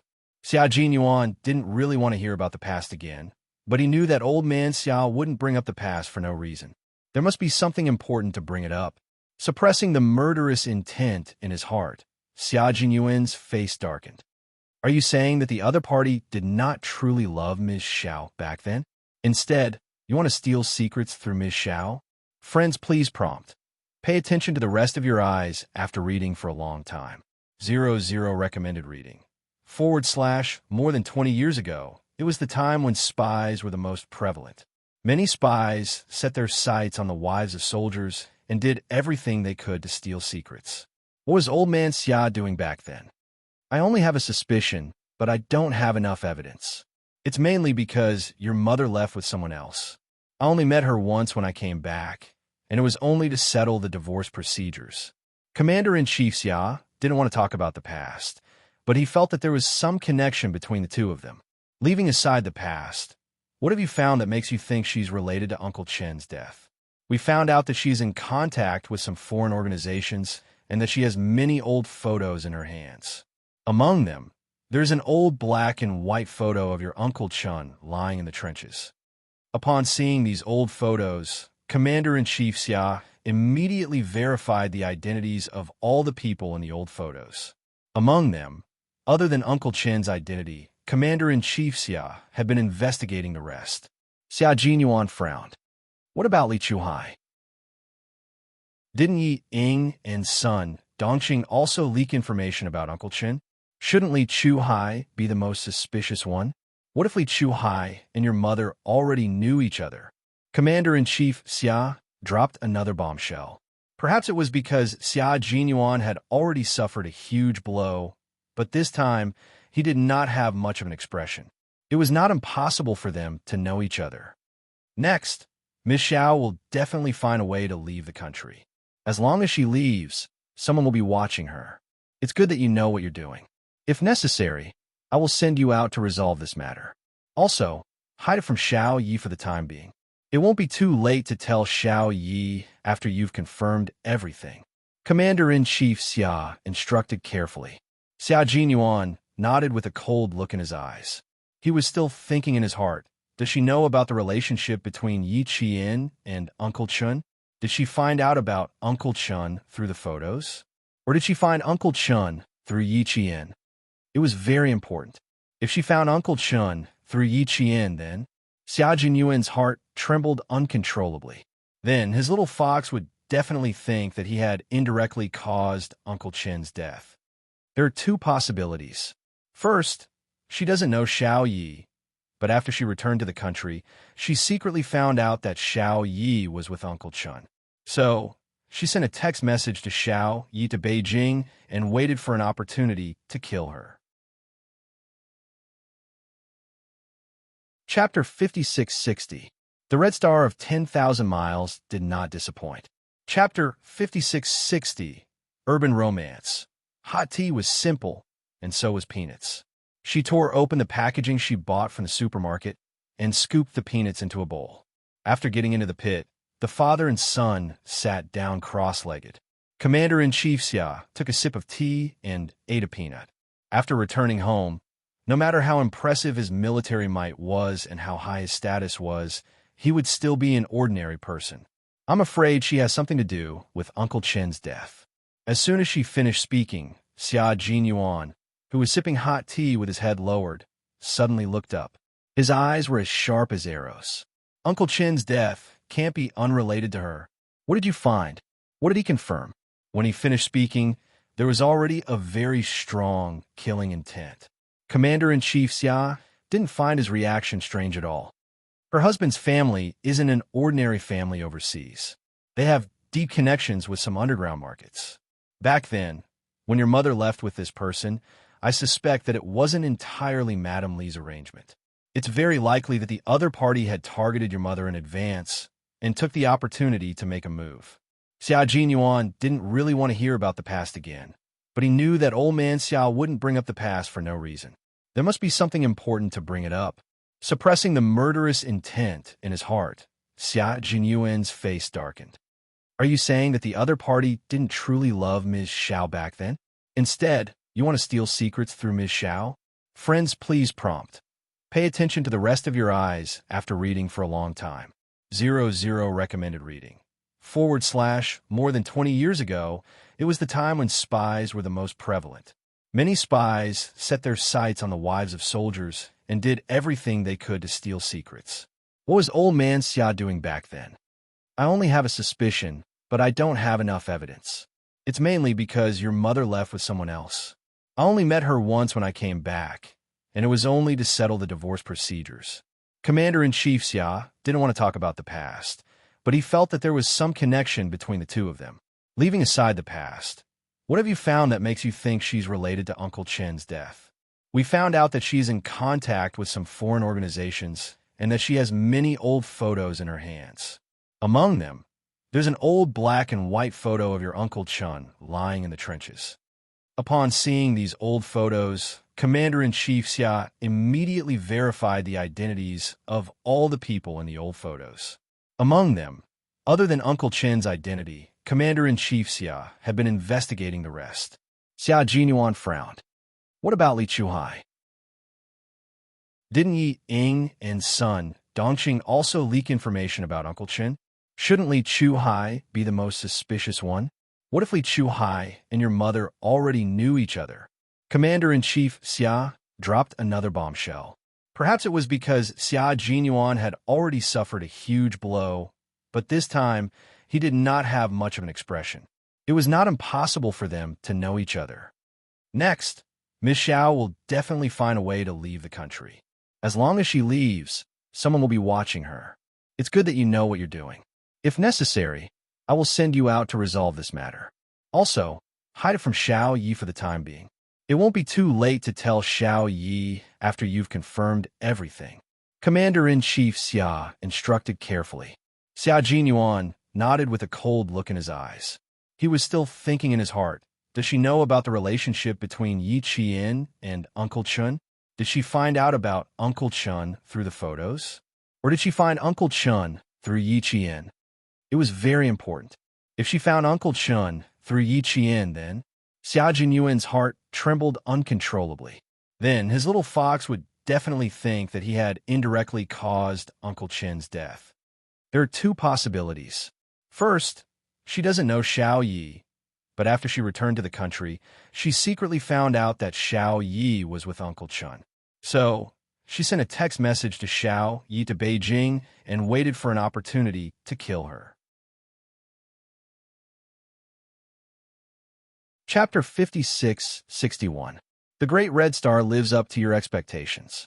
CMS, please note. Take care of your eyes after reading for a long time. Arget equals _ blank 11311/modules/article/homepage of books. Bookmark. Recommend this book. Commander-in-Chief Xia. Pause for a moment before speaking of the second possibility. The second possibility is that she knows Xiao Yi. Because of your relationship with Xiao Yi, she went to investigate. Unexpectedly, she found Uncle Chun, sent him a text message, and waited for an opportunity to kill him. Both possibilities exist. The first possibility is more likely. Two possibilities. Xia Jinyuan said in a low voice. She met Yi Qian last time, and this was the first time she met Yi Qian. Previously, she probably found out about Yi Qian through Madame Li. So the second possibility is not very likely. The first possibility is more likely. Commander-in-Chief Xia nodded. We'll see what she does next. She might not give up on you, but she has no choice but to do so for now. All right, it's getting late. You have to get up early tomorrow and return to the army. Rest well. I'll inform you of her situation via text message. Remember, hide it from Xiao Yi for now. Only tell Xiao Yi after the truth is confirmed. Xia Jinyuan's gaze became sharper at this moment. In that case, Madame Xiao has a lot to do with Uncle Chen's death. We just have to wait for the most crucial evidence to come out, right? Otherwise, you wouldn't have reminded me again and again not to tell Yi Qian. Because you're afraid that Yi Qian will find out that Uncle Chen's death is related to Madame Xiao. Please note, take care of your eyes after reading for a long time. Because of the estrangement in her heart, she broke off the marriage and didn't want to marry into family Xia, right? Commander-in-Chief Xia. His son was not smart, so he had a headache. His son was too smart, so he had a headache too. Commander-in-Chief Xia waved his hand and chased him away. I didn't say anything. It's fine as long as you know what you're doing. What he was worried about was just as Xia Jinyuan had said. I'll tell her that she's been looking for Uncle Chen's murderer all this time. In order to take revenge, she's been practicing her skills. She only wants to one day kill the murderer. If it's really related to Madame Xiao, I'll support her no matter what she does. Xia Jinyuan didn't want to hide it from Yi Jian. If he really hid such a big thing from Yi Jian would be estranged from him. She might even regret it out of anger. Uncle Chun was one of Xiao Yi's closest family members. He was her bottom line. Even someone as close as Xia Jinyuan could not touch him. Commander-in-Chief Xia didn't say anything else. He just sent Xia Jinyuan to rest. He told Xia Jinyuan about this in advance because he wanted to give Xia Jinyuan a heads up. Once he got hold of the key evidence, he couldn't hide it from Yi Qian. Back then, he had promised Yi Qian that he would tell her as long as there was any news. When that day came, he would take it one step at a time. The worst-case scenario of breaking off the marriage agreement might not happen. Yi Qian was already sitting in a jeep heading to the border town. In about 2 hours, he would arrive at the border town and meet with the border police. At the border town's checkpoint, a middle-aged man was pacing back and forth in the office. After walking for a while, he sat back down in his chair. He felt a chill in his heart, stood up, and continued pacing back and forth. This repeated several times. A drug enforcement officer, who was holding a large brimmed hat and covering his face, moved his body slightly, and the hat covering his face fell. Sleeping, he reacted quickly and caught the hat. He opened his eyes, which were a little sleepy. As he was sleeping, his eyes were illuminated by the glaring incandescent light in the office. He couldn't help but raise his hand to shield his eyes. Hearing footsteps, the officer who was sleeping soundly groaned. He struggled to sit up straight and leaned his back against the sofa. He rubbed his eyes a few times and said with a smile, "You can't calm down." Chapter 56-62. Listen to my advice. Before she arrives, you should have a good rest. Don't worry and have a good rest. I've already said that we've worked with Xiao Yi before. She's a one-in-a-million strong character. Even if she's half dead, she'll still come back alive. Why don't you believe me? The case 2 years ago gave us a headache for half a year. Look, she came and solved our problem. The policeman who spoke was none other than Captain Deng, whom Yi Qian had met 2 years ago. Back then, in order to get close to Lena, Captain Deng had carefully selected people from the public security system. Even the anniversary of the special forces around him had passed. In the end, Captain Deng's requirements were not met. In the end, Yi Qian came and met Captain Deng's requirements. This time, criminals from neighboring countries sneaked into our country. Due to the difficult personnel, Captain Deng recommended Yi Qian. That was why Yi Qian went to the border again. However, it was not the border near the Golden Triangle, but another small border city. Captain Deng was 100% confident in Yi Qian. The leader of the armed police force was not familiar with Yi Qian, so he was worried. He was afraid that the person sent by the higher-ups would meet with an accident in their place. It would be difficult for him to explain. You, Captain Deng said. Listen to my advice. Before she arrives, you should have a good rest. Don't worry and have a good rest. I've already said that we've worked with Xiaoyi before. She's a one-in-a-million strong character. Even if she's half dead, she'll still come back alive. Why don't you believe me? The case 2 years ago gave us a headache for half a year. Look, she came and solved our problem. The policeman who spoke was none other than Captain Deng, whom Yi Qian had met 2 years ago. In order to get close to Lena, Captain Deng had carefully selected people from the public security system. Even the anniversary of the special forces around him had passed. In the end, Captain Deng's requirements were not met. In the end, Yi Qian came and met Captain Deng's requirements. This time, criminals from neighboring countries sneaked into our country. Due to the difficult personnel, Captain Deng recommended Yi Qian. That was why Yi Qian went to the border again. However, it was not the border near the Golden Triangle, but another small border city. When it came to Yi Qian, Captain Deng was 100% assured. The leader of the armed police force was not familiar with Yi Qian, so he was worried. He was afraid that the people sent by the higher-ups would get into trouble with them, and it would be difficult for him to explain himself. Yi said, Listen to me. Before she arrives, you'd better have a good rest. Don't worry. Have a good rest. Have a good rest. I've already said that we've worked with Xiaoyi before. She's a one-in-a-million powerful character. Even if she's half dead, she'll still come back alive. Why don't you believe me? The case 2 years ago gave us a headache for more than half a year. It was only because of her that our problem was solved. The policeman who spoke was none other than Captain Deng, whom Yi Qian had met 2 years ago.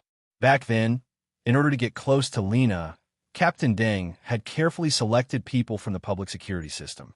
Even the anniversary of the special forces around him had passed, but in the end, they still did not meet Captain Deng's requirements.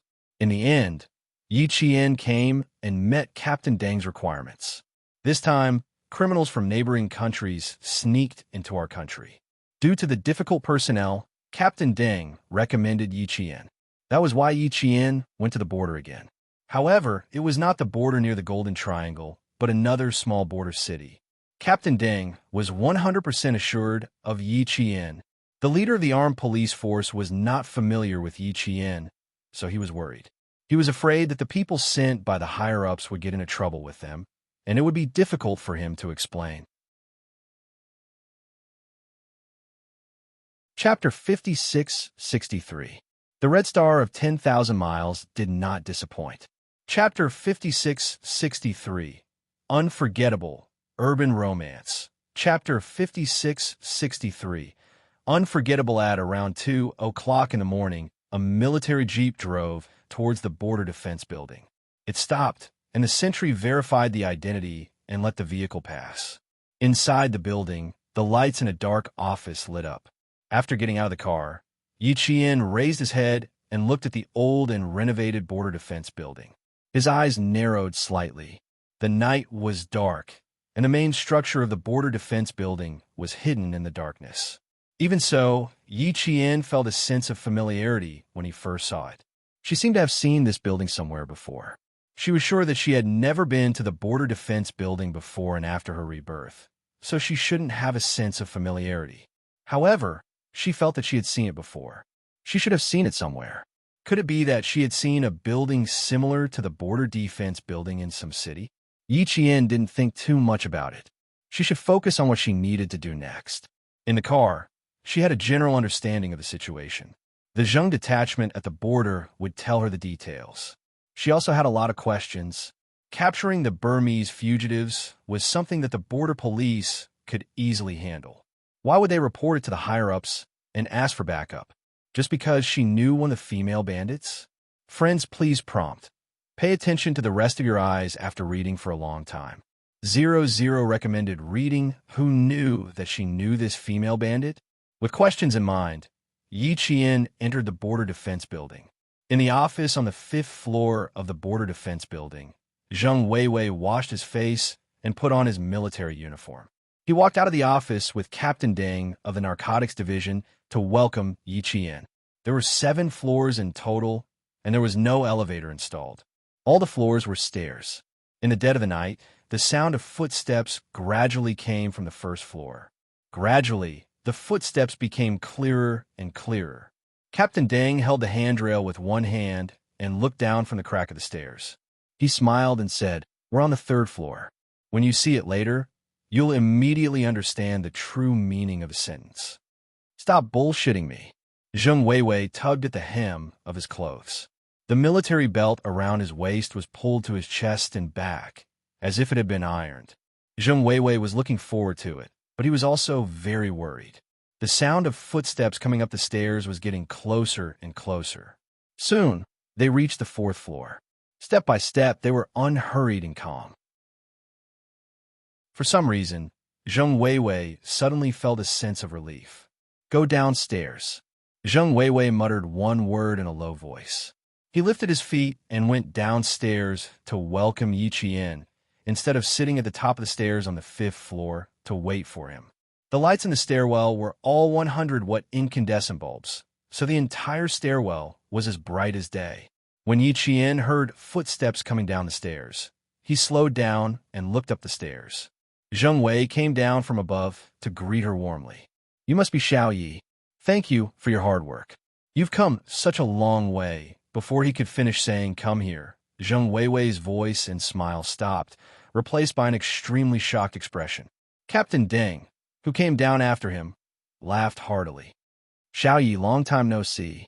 Do you still remember who I am?" Captain Deng, who had a thin face and sharp eyes, stood side by side with the shocked Zheng Weiwei on the stairs. He smiled happily at Yi Qian. "You probably haven't forgotten who I am, right?" Yi Qian's gaze moved from Zheng Weiwei's face to Captain Deng's face. He suppressed the shock on Zheng Weiwei's face when he saw him and smiled warmly. "Long time no see, Captain Deng." Captain Deng of the Narcotics Division and the black and white photo wall in the Narcotics Division building. She might forget many people and many things in her life, but she would never forget Captain Deng and the black and white photo wall. Chapter 56-64. The Red Star of 10,000 Miles did not disappoint. Chapter 56-64. Translator. Endless Fantasy Translation Surprise. Urban Romance. Chapter 56-64. Translator. Endless Fantasy Translation bewildered Yi Qian's recognition made Captain Deng very happy. "Ah, you didn't forget. You still remember me. It must have been hard on you." Captain Deng, who was speaking, also noticed that something was amiss with the Zheng detachment.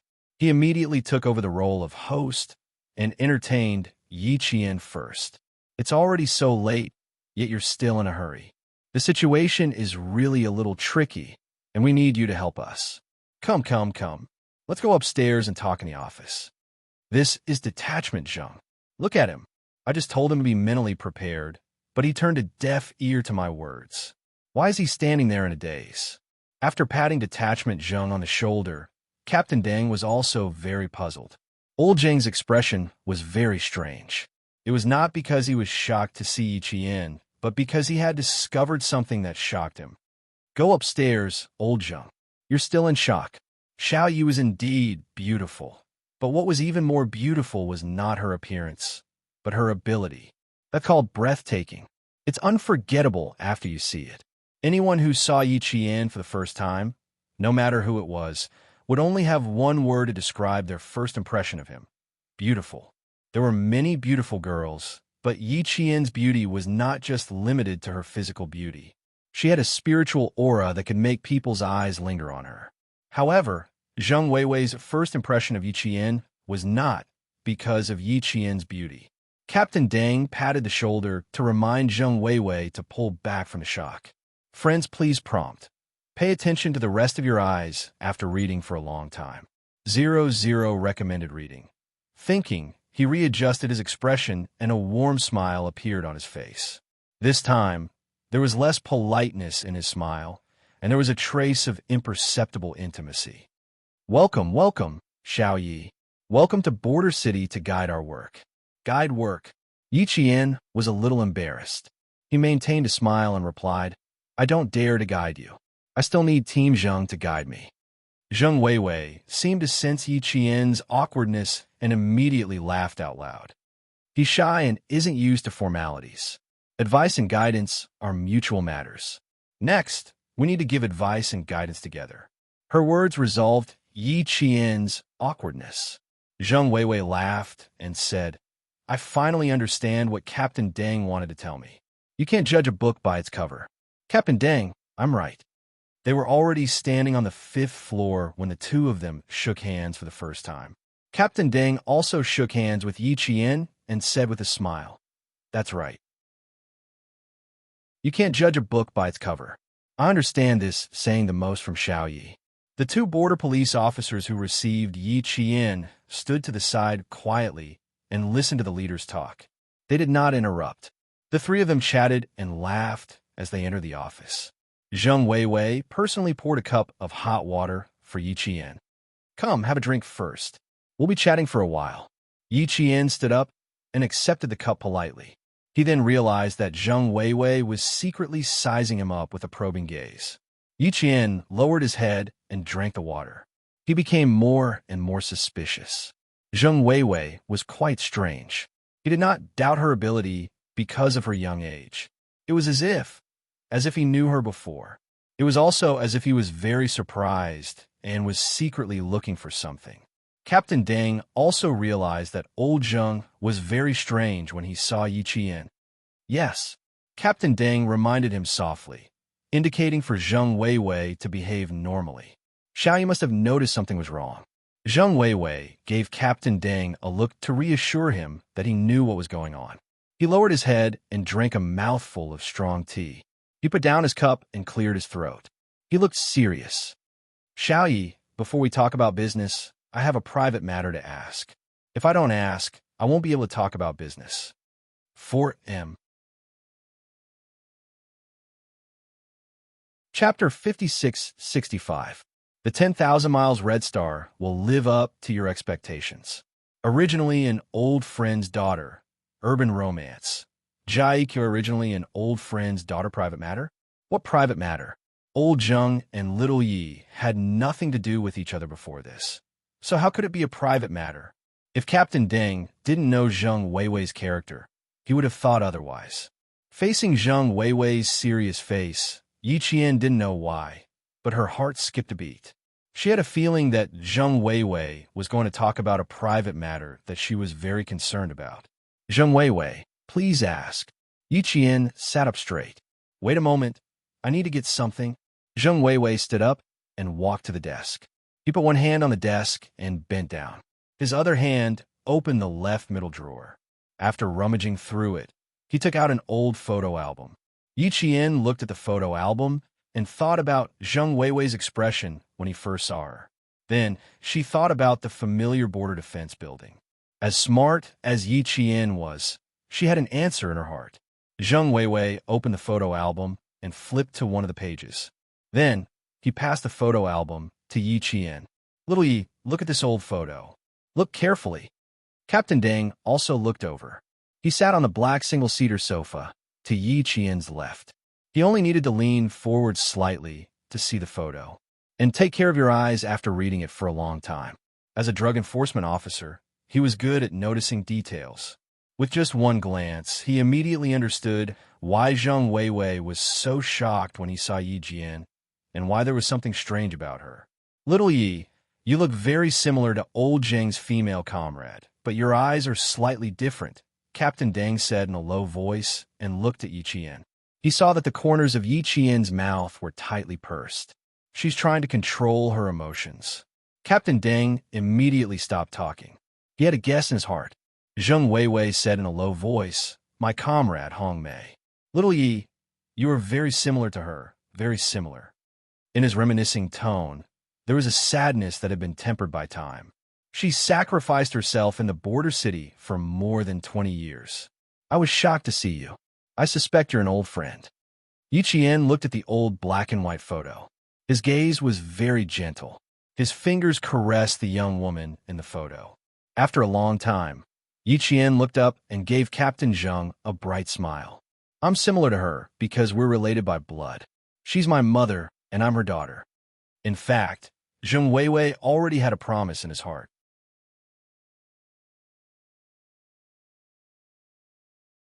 Chapter 56-66. Ending a regret, the atmosphere suddenly became heavy. Captain Deng could understand Zheng Weiwei. The sacrifice of a comrade was the lifelong pain of all comrades in arms. They would not forget it even if they retired. A daughter inherits her mother's work. Xiao Yi, your mother must be proud of you. Captain Deng sighed. Many years later, her daughter inherited her mother's work and became an indomitable soldier. She even reunited with her mother's comrade. It was like reincarnation, reuniting the friendship of the past. Zheng Weiwei nodded. There was sadness and relief in her smile. That's great, that's great. You've grown up and inherited your mother's favorite career. You're wearing your mother's favorite military uniform. She must be very, very happy. You know Lao Kai from Tongsheng, right? I know you. It was him who contacted me. Later, he said that he lost contact with you. I regretted it for a long time. I thought that I would never see Hong Mei's daughter in my life. I didn't expect. Zheng Weiwei's eyes were red as he spoke. Excitement, relief, sadness, happiness, everything. Yi Qian did not expect to meet her mother's former comrade here. You're talking about Uncle Kai, right? I know him. Uncle Kai looked for me back then and gave me a diary. That diary became the only memory my mother left for me. Lao Kai, he was more meticulous than us.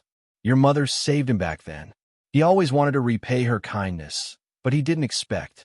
Zheng Weiwei looked up and forced back the tears that were about to rush out. He didn't expect that a mission would separate us from your mother. We were too young and ignorant back then. We didn't know the inside story at all. Thanks to the meticulous Lao Kai, we found out the truth. Zheng Weiwei's tone was cold. Fortunately, the truth came out and the murderer didn't get away with it. If we were as meticulous as Lao Kai back then, the murderer wouldn't have been free for so many years. The identity of the murderer was still in the system. Former comrades, such as Zheng Weiwei and Chief Kai, had more or less heard about it. They couldn't help, so they could only try their best to recall the past and tell the higher-ups so that they could find more clues. The murderer had been killed many years ago. Yi Qian's emotions were no longer as agitated as before. She even comforted Zheng Weiwei. In the end, the murderer did not manage to escape punishment. This was the best ending for him. Zheng Weiwei took the water from Yi Qian and drank a few mouthfuls to calm himself down. He then asked Yi Qian cautiously, Xiao Yi, do you want to go to the place where your mother sacrificed herself? It's in a primeval forest on our side. It's a little far away. After your mission is over, I'll take you there, okay? She had never thought that she would be able to go to the place where her mother had sacrificed herself. Hearing this, Yi Qian was also a little excited. She nodded vigorously and answered, Okay, thank you, Zheng Detachment. After our matter is settled, please take me there. I'll definitely take you there. Zheng Weiwei nodded. Every year, on the day of Hong Mei's sacrifice, no matter how busy he was, he would take time out to pay his respects. In the blink of an eye, more than 20 years had passed. Hong Mei was approaching, but her daughter had arrived. Yi Qian remembered it and looked forward to this day coming soon. Zheng Weiwei, who was in a good mood after settling his personal matters, smiled. You call Lao Kai Uncle Kai, but you call me Zheng Weiwei. That's a little inappropriate. We're both your mother's comrades. You can't favor one and discriminate against the other. Tip: enter Panda Literature into the search engine to find this website. Thank you. Chapter 5666. Panda Literature Settling a Regret. Chapter 5667. The Red Star of 10,000 Miles did not disappoint. Chapter 5667. Betrayal Goodbye Again. Urban Romance. Chapter 5667. Betrayal Farewell Again. She was the daughter of a comrade. Even if they did not have a deep conversation, there was already a sense of closeness in her words and demeanor. Unknowingly, she had already treated the daughter of a comrade as her own junior. There was affection in her closeness, which made the entire atmosphere particularly relaxed and warm. Captain Deng sighed again and again. Yi Qian's fate was really deep. His unintentional suggestion was taken seriously by the political commissar of the armed police force in the border town. Because of the special nature of the case, after careful consideration, the political commissar finally agreed to his suggestion and immediately reported it to the higher-ups. From the military region to the capital, it took less than half a day before Yi Qian received the latest mission. However, Captain Deng and Detachment Zheng did not know that Yi Qian had rushed over from his own engagement party and left his fiancée behind to go to the border town alone. After settling his personal matters and confirming that Yi Qian was his comrade's daughter, Zheng Weiwei's expression turned solemn, and he changed the topic to the main topic. In the middle of the night, the border defense building was like a mythical beast in the ancient town, exuding an awe-inspiring aura that made criminals fear. In the thick night, the stars were faint, the moon was like a crescent, and the shadows of the trees were heavy. When the wind came slowly, the fine leaves rustled and swayed, adding a bit of coldness to the thick night. Far away, in a certain high-end residential area in Beijing, V8 had already woken up. In another hour, he would have to leave his girlfriend's house and report back to the army. This was the house of Mrs. Qin and Ambassador Qin Dingkong. It was a duplex, and the master bedroom was here. Friends, please prompt. Pay attention to the rest of your eyes after reading for a long time. 00 recommended reading. Downstairs, the guest rooms were all downstairs. V8 got out of bed quietly, so quietly that even the nanny didn't notice. He wanted to leave quietly so that his girlfriend, Qin, would not be sad. Their relationship had just been established, but he had to leave before he could properly accompany his girlfriend. As her boyfriend, he felt very guilty towards his girlfriend. When it came to parting, it was better to leave quietly. V8, who had gotten out of bed, was sitting in front of the desk in the guest room. He was writing a farewell letter to Qin. Leaving quietly did not mean leaving without saying goodbye. The phone on the corner of the desk vibrated. V8 stopped writing and picked up the phone to check the message. It was a message from Q King, Xia Jinyuan. He didn't attend the engagement ceremony yesterday. Q King had invited him, but he had to accompany his girlfriend to visit the Qin family's friends and relatives. He could only forget about his friends and didn't attend the team leader's engagement ceremony. What happened next was beyond his expectations, but it was still within reason. At the engagement party, the one who received the emergency mission was not Q King, but Qin Yao. The roles were reversed. It was not surprising, but it was not surprising.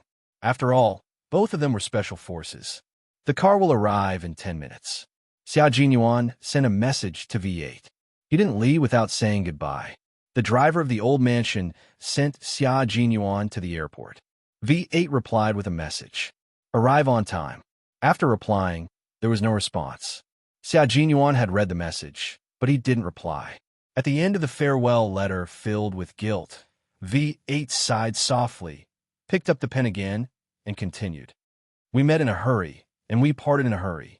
I was most afraid that you would be wronged, and I was most afraid that you would be sad and cry. I only left the letter to say goodbye. I only hope that you will not miss me when you see the letter. Boyfriend, Su Lin Shu. V8 did not flip the desk. He wrote the letter to the last blank page of the desk calendar on the desk, put the pen back into the pen holder, and hung the desk calendar in the middle of the desk. When Qining realized that he did not come out in the morning, she would definitely go into the room to check. Then, she would see his letter. He folded the blanket into a square piece of tofu out of habit. V8 carried the simple luggage that he had brought to Beijing with Xia Jinyuan that day and opened the door of the guest room. Chapter 56-68. The Red Star of 10,000 Miles did not disappoint. Chapter 56-68. Betrayal Heartbeat.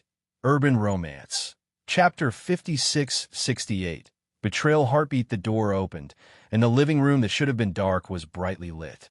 There were soft voices coming from his girlfriend's mother and her father. The two elders were talking to their girlfriend, Qining. Their voices were too soft for him to hear clearly, but he knew that his girlfriend's family had woken up in the middle of the night because of him. His guilt reached its peak at this moment.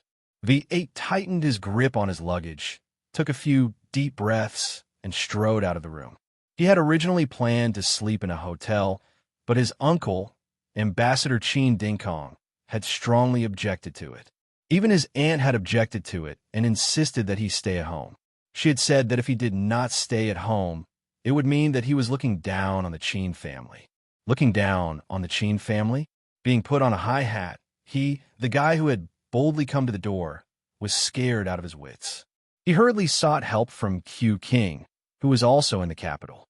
Q King said that since he was sincere in being together with Qining, with marriage as the goal and not to be a hooligan, moving into the Qin family was a good opportunity to express his sincerity. Following Xia Jinyuan's arrangement, V8 Yang Shulin stayed at his girlfriend's house for the entire holiday and expressed his sincerity from morning till night. For example, she made breakfast in the morning, lunch in the afternoon, and dinner in the evening.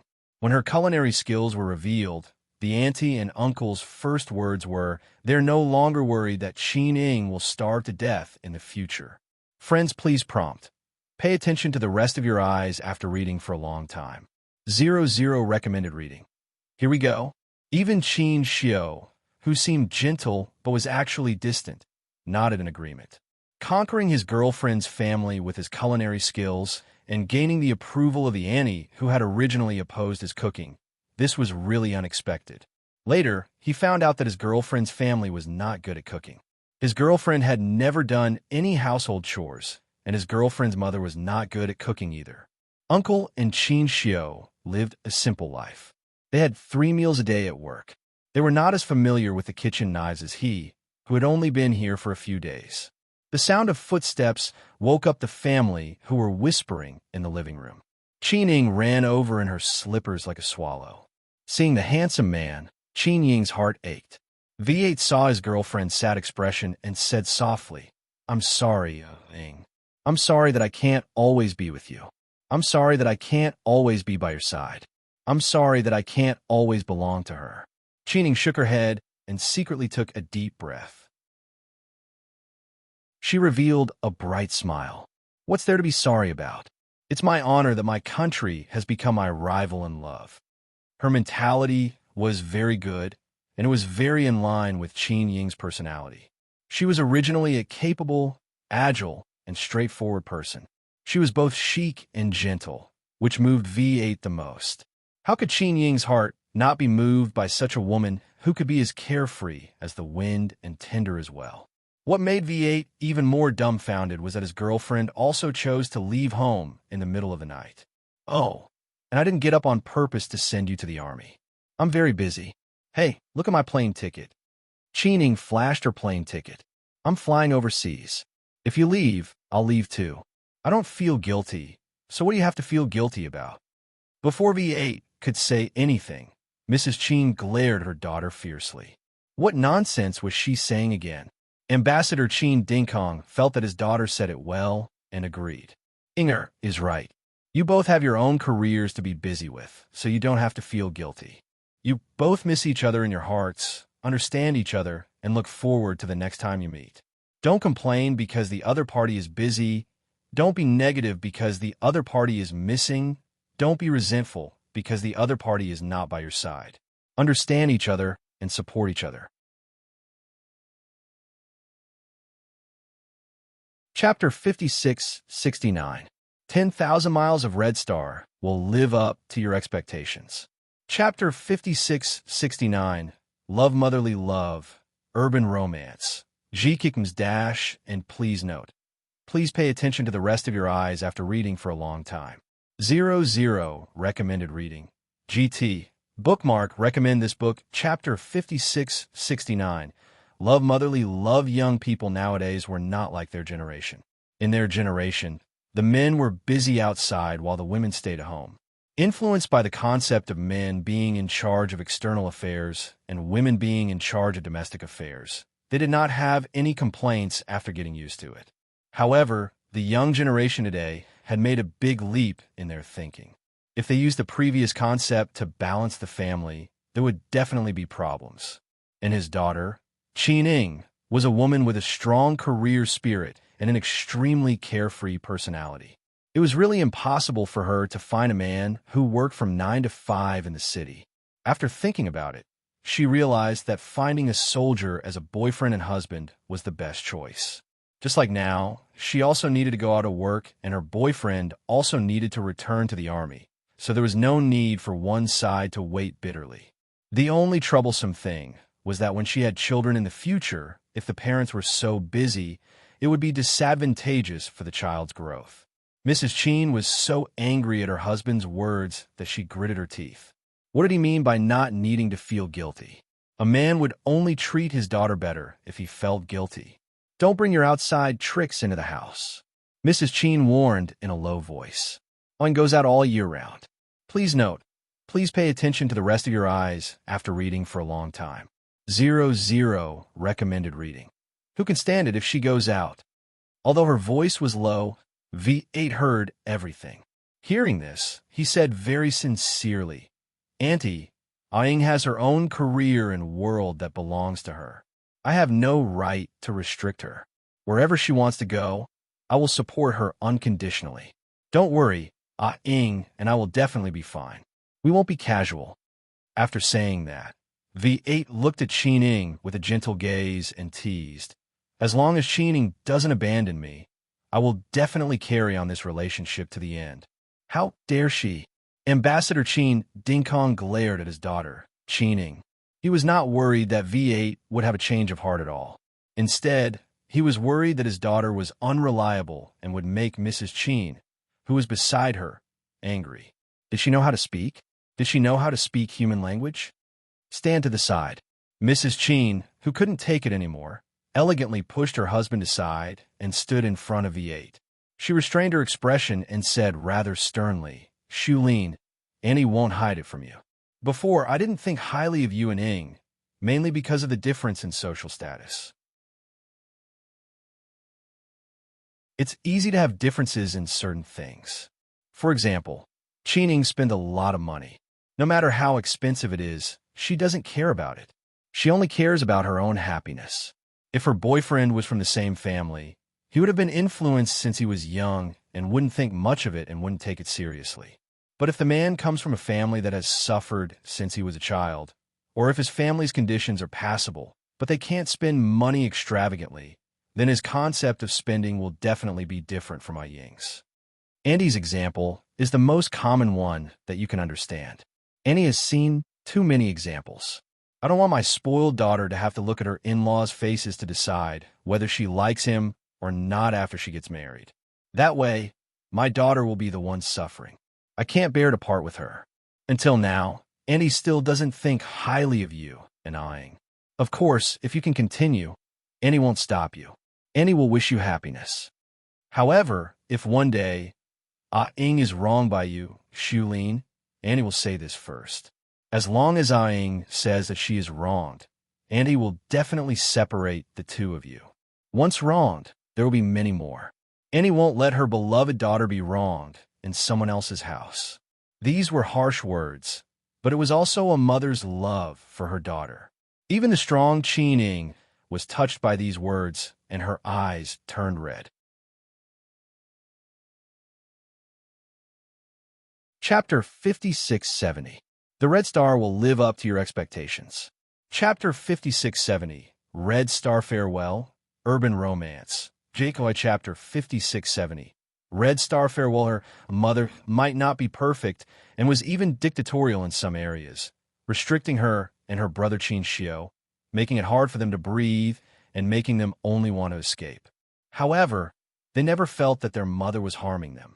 Everything she did was for the sake of the two siblings.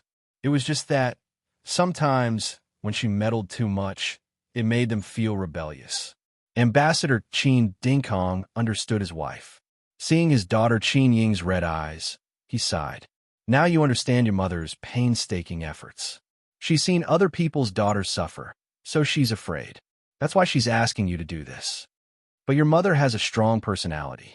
She's tough, likes to meddle in things, and before he could finish, Mrs. Qin suppressed her anger and pulled him to the side.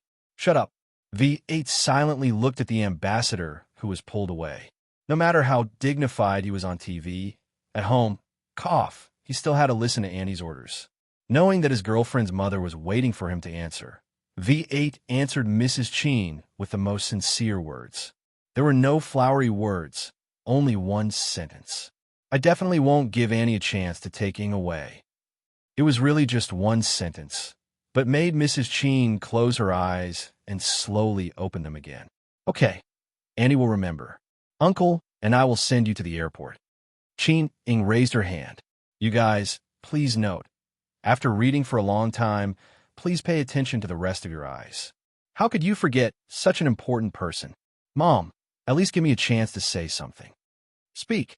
Mrs. Qin coldly spat out a word. She went out again. She went out again. She didn't even hear her say it before. If she didn't see the plane tickets, she wouldn't have known that her daughter was going to run out again. Facing the majesty of the Empress Dowager, the carefree Qin Ying smiled and said, as long as he's around, if I suffer any grievances in life, I can endure them. After all, we're husband and wife. We can share joys and sorrows together. Yes, Ying, you're right. Ambassador Qin Dingkong came online again, and his wife, Mrs. Qin, glared at him again. That was the way it was. Could it be that they could live together if they enjoyed blessings, and leave if they didn't enjoy blessings? It didn't make sense. There's only one thing I can't do. If he ever makes me feel wronged emotionally, Mom, I don't even need you to take me away. I'll dust myself off and leave on my own. Qin Ying was such a straightforward person. She meant what she said and was not just saying it. She looked at her boyfriend and asked with a smile, do you agree with what I said? In terms of life and relationships, I won't let you suffer. V8 gave a very simple answer and spoke the truest thoughts in his heart. There were no sweet nothings, but it made Qin Ying smile. V8 thought that he would not give his girlfriend a chance to leave. When Mrs. Qin saw this, she couldn't help but laugh. She turned around and secretly wiped her tears.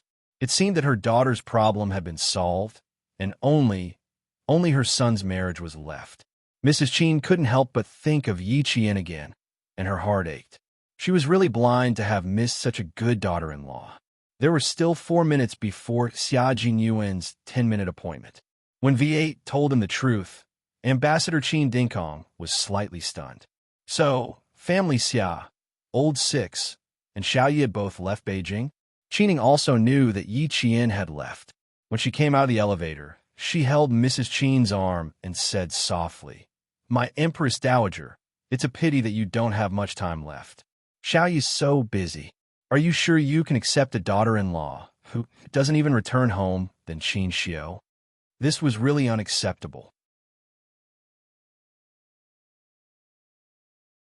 Chapter 5671. The Red Star will live up to your expectations. Chapter 5671. Betrayal. Chapter 5671. Betrayal. Mrs. Qin was relieved.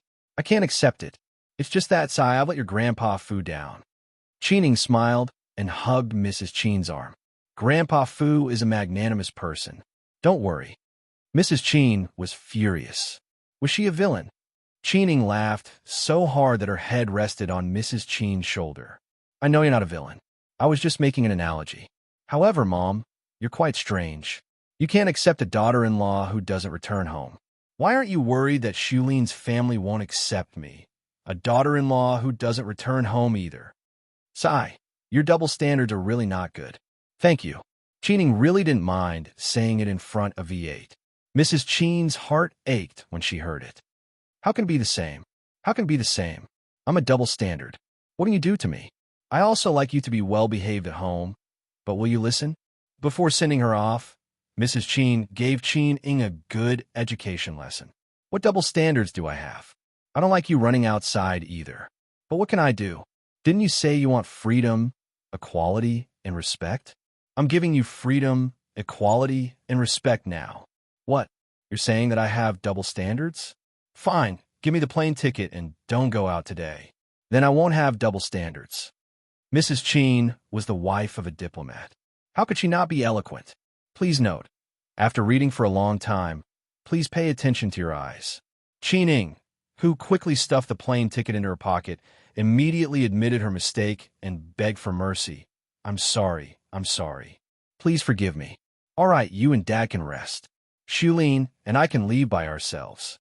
What a terrifying lady. Sending her back to her room to rest early was the right thing to do. Then do I have double standards? Mrs. Cheen crossed her arms, tears in her eyes. She would be gone for more than half a year. She really wanted to keep her daughter by her side, but she couldn't. Every second that he could stay was a second. How could Cheen-ing not know her mother's reluctance? She was also reluctant to leave home, but if she were to show her reluctance, then she really wouldn't be able to successfully board the plane tonight. After admitting his mistake and apologizing, Mrs. Cheen finally smiled. Wiping the corners of her eyes, Mrs. Cheen said to V8, who was quietly accompanying her, "Sorry for making a fool of herself. That's just how she is. Whatever she said, it was the wind. Whatever she said, it was the wind. She had a lot of ideas. No one could do anything to her. Please bear with me in the future." She was worried that Cheen-ing would be bullied, but she was also worried that Cheen-ying's personality would make V8 unable to take it. As her mother, Mrs. Cheen was worried sick and wished that she could watch over her every day. There was not much time left. Ambassador Cheen Dingkong, who had been pushed aside by his wife, walked over and took Mrs. Cheen's hand. He smiled at Cheen-ing and V8. "Don't let them wait for too long. Let's go. Your mother and I will send them to the elevator." Mrs. Cheen wanted to walk him downstairs, but Ambassador Cheen Dingkong secretly shook his head, and Mrs. Cheen finally gave up. "That's fine too." Cheen-ing smiled and nodded as they walked to the elevator. It was only a few steps. Her carefree attitude gave Mrs. Cheen a headache again. What kind of daughter did she raise? Her personality was even wilder than a man's. She carried a camera all day and carried an unknown amount of equipment. She took photos here and there, and she didn't know what was interesting about it. There were plenty of good jobs available, but she had to go outside to be exposed to the wind and sun. She even had to go to a war-torn country. She was worried at home and didn't sleep well. If she said too much, she would say that she was meddling too much. If she didn't care, her son and daughter might even go to heaven.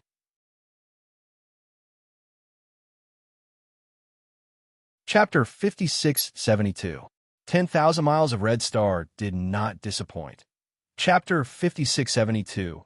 Love Ambassador Cheen Dingkong often ran outside, so he was very used to his children leaving. Of course, he was worried, but it was not as deep as Mrs. Cheen's. His children had grown up and their wings had hardened. Of course, they would leave their nest and soar to higher and wider places. They would travel more when they were young, so that they would not have any regrets when they were old. When the elevator door slowly closed, Mrs. Cheen, who had been restraining herself, finally could not help but cry. Okay, you're already so old and you're still crying. It's not the first time we're sending Inger away. Why are you always so worried? She's already in her 30s, and she's already an adult. Why are we worrying so much? If we worry too much, we'll make her worry instead. Ambassador Cheen Dingkong pulled Mrs. Cheen home. Since he was not sleepy, he decided to have a good chat with his wife. In the elevator, V8 comforted his girlfriend in a low voice. "Come back to accompany Auntie after you're done. Auntie can't bear for you to leave." "Sigh, I know. That's why sometimes I'd rather my mother quarrel with me before I leave with my luggage. That way, my mother won't miss me so much when she's angry. Cheening waited against the elevator wall and sighed softly. I saw that my mother had a lot of white hair just now. I think I should still. Please take note of the rest of your eyes after reading for a long time. You should reduce the time you go out and spend more time with her. Yes, you should spend more time with Annie. Otherwise, it'll be so lonely at home alone. V8 was very much in favor of spending more time with his parents. Just like him, he also wanted to spend time with them, but his parents were stubborn, and even Major General Yang had a headache. Cheening also felt that she should spend more time with her parents, but she could not say that she was alone. She narrowed her eyes and asked V8, "What about you? When do you plan to bring me to see your parents? Are you on leave this year? If you're on leave, bring me there." "My parents." V8 smiled bitterly. "I don't know if my parents have forgiven me yet. After I joined the army, I haven't returned once. I've written many letters, but I've never received a reply from them. I keep in touch with my cousin. He said that my parents didn't even read my letter. They just tore it up and threw it into the trash can. Although they are both teachers, their tempers are notoriously stubborn." V8 had explained in front of the Cheen family's elders that his relationship with the family was average. As for how average it was, they did not ask in detail at that time, and Cheening did not ask in detail either. Only now did she know how average it was. After thinking for a while, she raised her hand and flipped her short hair handsomely. She revealed a confident smile and said, "Don't worry. You can leave your leave this year, and I'll go back with you. I don't believe that the old couple won't accept my daughter-in-law." She was afraid that her uncle and eldest uncle would also send people to his house to ask around. Cheening did not say this out loud, afraid that V8 would feel uncomfortable. Xia Jinyuan had already arrived at the entrance of the neighborhood. At 2:30 in the morning, there were only a few scattered lights in the neighborhood. It was a high-end bungalow neighborhood, and the location was good. When he got out of the car, it was so quiet that Xia Jinyuan could hear his own breathing. He took out his phone and was about to dial V8's number when his phone rang. V8 had called him himself. About 3 minutes later, Xia Jinyuan saw the two of them. When he saw Cheening, Xia Jinyuan swallowed the words he wanted to say. He raised his eyebrows and asked, "You're bringing your family out so soon? Did you bring your family to the army?" Cheening asked with a smile. She did not feel any reverence for Xia Jinyuan. "Yes, I'll go with you immediately."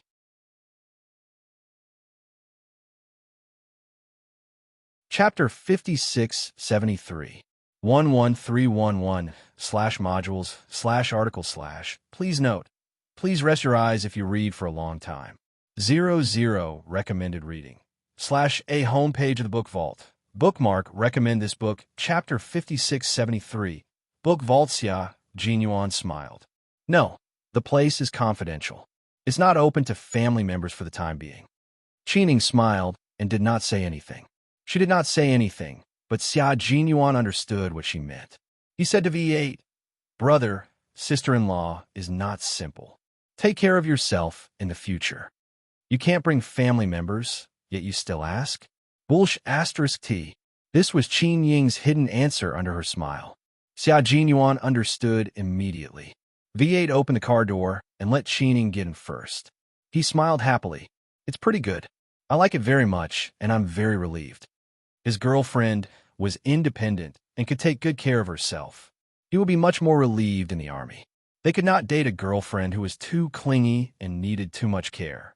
No matter how much they loved her, they would not take the initiative to take a step forward because they could not afford to give her what she wanted.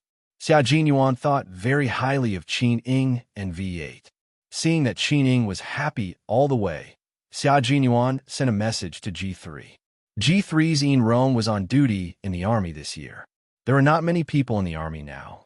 The rest had all gone to the snow-covered mountains for winter training and would not return until the 15th of the first lunar month. Xia Jinyuan did not receive a reply when he sent the message. He did not expect to receive a reply immediately. After sending the message, he put his phone in his pocket. After about 10 minutes, the quiet phone suddenly vibrated. Xia Jinyuan thought that G3 had replied to him, but it was not. Please note, please rest your eyes if you read for a long time. 00 recommended reading. When he saw the message, the corners of his lips curled up. It was a message from Yi Qian. It was a message from his lover. Captain Xia, I got a huge surprise tonight. I came to the place my mother used to be and stood where my mother used to stand. I even saw my mother's comrades. Even through the screen and thousands of miles away, Xia Jinyuan could feel Yi Qian's happiness. She was genuinely happy. I'm happy for you.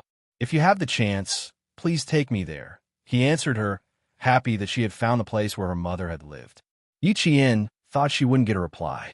When she received the message, she was a little surprised, but then she pursed her lips and smiled. She was surprised by his message. Then, was Captain Xia also surprised by her message? There was a deep smile in her clear eyes. Yes, I will definitely bring you here.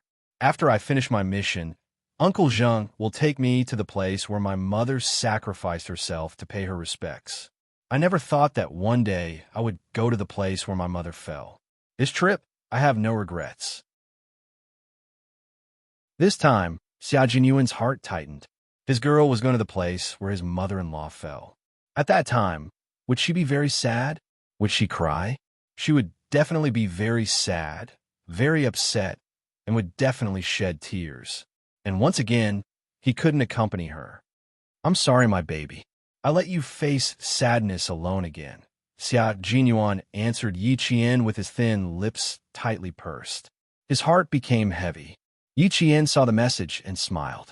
I'm not sad because I've already found the murderer. I'm not sad. Don't worry, my Captain Xia. I'm only happy. She had already accepted her mother's death and untied the knot in her heart from 2 lifetimes. She really wasn't sad. But when the day came, she thought she would cry. The two of them replied to each other through text messages. Their words were full of happiness and happiness. V8, who was sitting in the back, whispered to Qin Ying, she must be texting Yi Qian. How do you know? Qin Ying whispered. She didn't know Xia Jinyuan, but she knew that the Xia Jinyuan in front of her was completely different from the Xia Jinyuan in the rumors. The Xia Jinyuan in front of her was the real Xia Jinyuan. The Xia Jinyuan in the rumors. She didn't quite understand. How could the rumors say that the Xia Jinyuan in the rumors be a devil incarnate who didn't accomplish anything and just fooled around?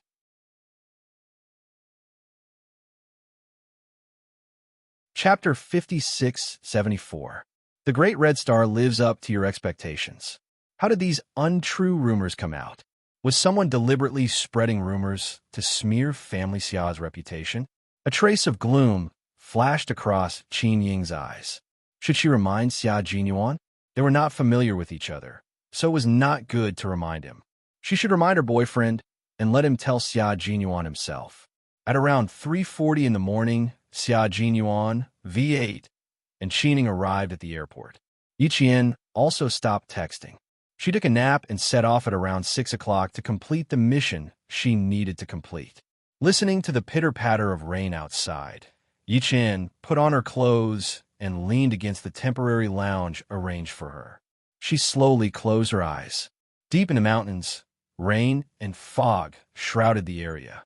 Rainwater dripped from the tips of the emerald green trees. Someone walked through the leaves, and the rainwater left on the leaves at night turned into a light drizzle and sprinkled all over their bodies. A few figures brushed through the leaves. They were agile, unaffected by the dense trees and shrubs. They walked quickly like animals that had lived in the forest for many years. They carried guns and machetes on their backs. When they encountered a forest that needed to be cleared, they directly used the machetes to cut a path for themselves to pass through. There were a total of 4 people, 3 men and 1 woman. They were the bandits who had crossed the border from Myanmar. They were not tall. Please pay attention to the rest of your eyes after reading for a long time. The men were thin and capable, while the woman was thin and agile. The 4 of them worked together and walked several kilometers in a short while. The rain soaked their raincoats became heavier and heavier. The first one to shout stop was the thin and agile female bandit. After she cut down a few branches, she said to the other 3 in Burmese, "We can rest for a while. It should be safe here." They had been on the road for 3 hours. 3 hours of walking on flat ground was not a problem, but 3 hours of walking in the mountains with no roads would be extra tiring. Looking at the time, it was 5 o'clock in the morning. The three of them nodded in agreement. They sat directly on the wet, rotten leaves that were full of the smell of decay. The four of them were on high alert, resting while observing their surroundings. They rarely spoke. Every time they spoke, they had to speak first. Usually, they rarely communicated. They helped each other and were wary of each other. They knew that each other's background was not simple, so they did not say what they had done. They did not need to know about the past. They only knew that in order to escape, they had worked together to kill many people. This was what they had done together. Before they succeeded in escaping, the four of them were tied to the same boat. No one could leave alone. If anyone had the thought of leaving alone, they would definitely join hands to kill that person. After resting for about 10 minutes, the four of them set off again. This time, they walked a little slower than before. They had no choice. They were hungry and needed to replenish their energy. Finally, they reached the top of the mountain. Standing at the top of the mountain, the female bandit took out a map that had been wrapped in waterproof paper. She looked at the surroundings carefully and then looked at the bottom of the mountain.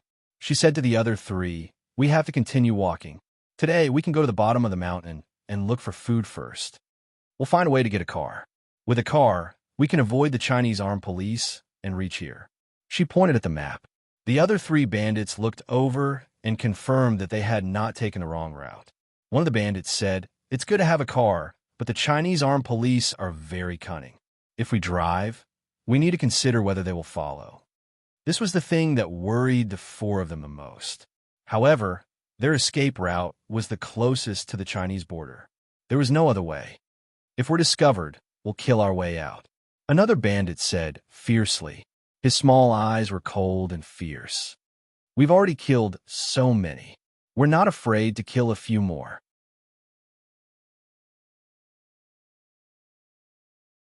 Chapter 5675.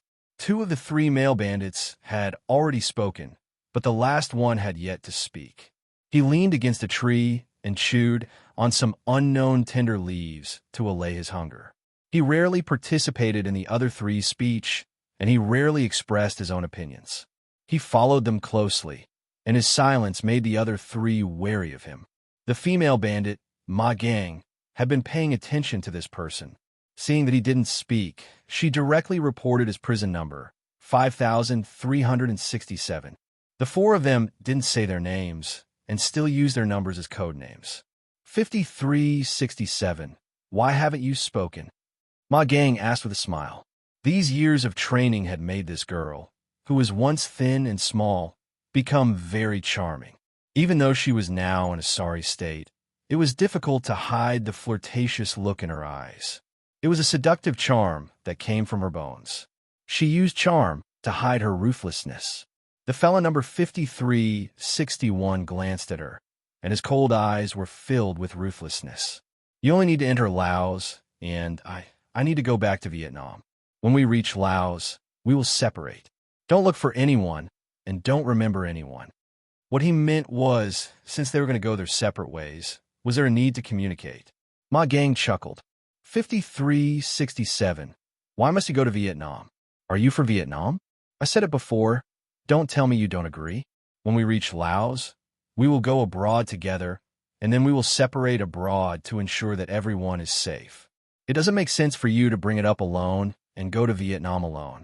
5367. "Now the four of us are tied together.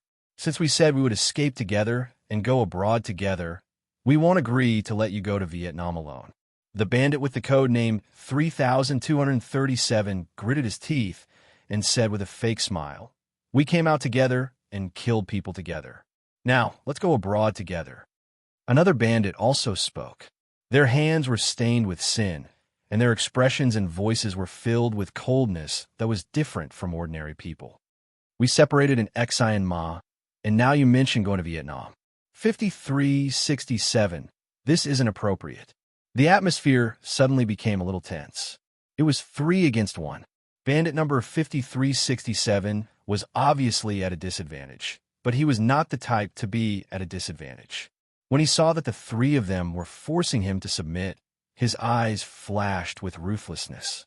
He pressed the corners of his mouth very, very tightly. His whole person was like a taut bowstring, ready to shoot a fatal arrow at any time. These fellows were all ruthless characters. After Lena left, Ma Gang became one of General Min Lai's people and took over most of the work that Lena was responsible for. She became one of General Min Lai's subordinates. Unfortunately, she was not as lucky as Lena. In less than a year and a half, she was targeted by the Burmese police and successfully arrested. Bandit number 5367 was a Burmese black market military businessman. His origin was unclear. Some said that he was Burmese, while others said that he was from Vietnam and Laos. He had been active in the Burmese underground market for several years. This time, he was arrested by the Burmese police because his subordinates betrayed him. Bandit number 3237, the guy with the broken eyebrow in the left corner, he was the one who created the horrific murders in Myanmar. His human nature was twisted, and he had no mercy. As long as he targeted a target, the target's family would become his targets. A total of 6 families were killed in Myanmar. Bandit number 7256. The punctuation feature was a black tattoo on his neck. This guy was more powerful and troublesome. He was from Kachin, and he was the leader of a small village in Kachin. The Burmese military took action to suppress the village, and a guy who was a little official raped a girl in the village. Tip: enter Panda literature in the search engine and you will find this site. Thank you. Chapter 5675, Panda.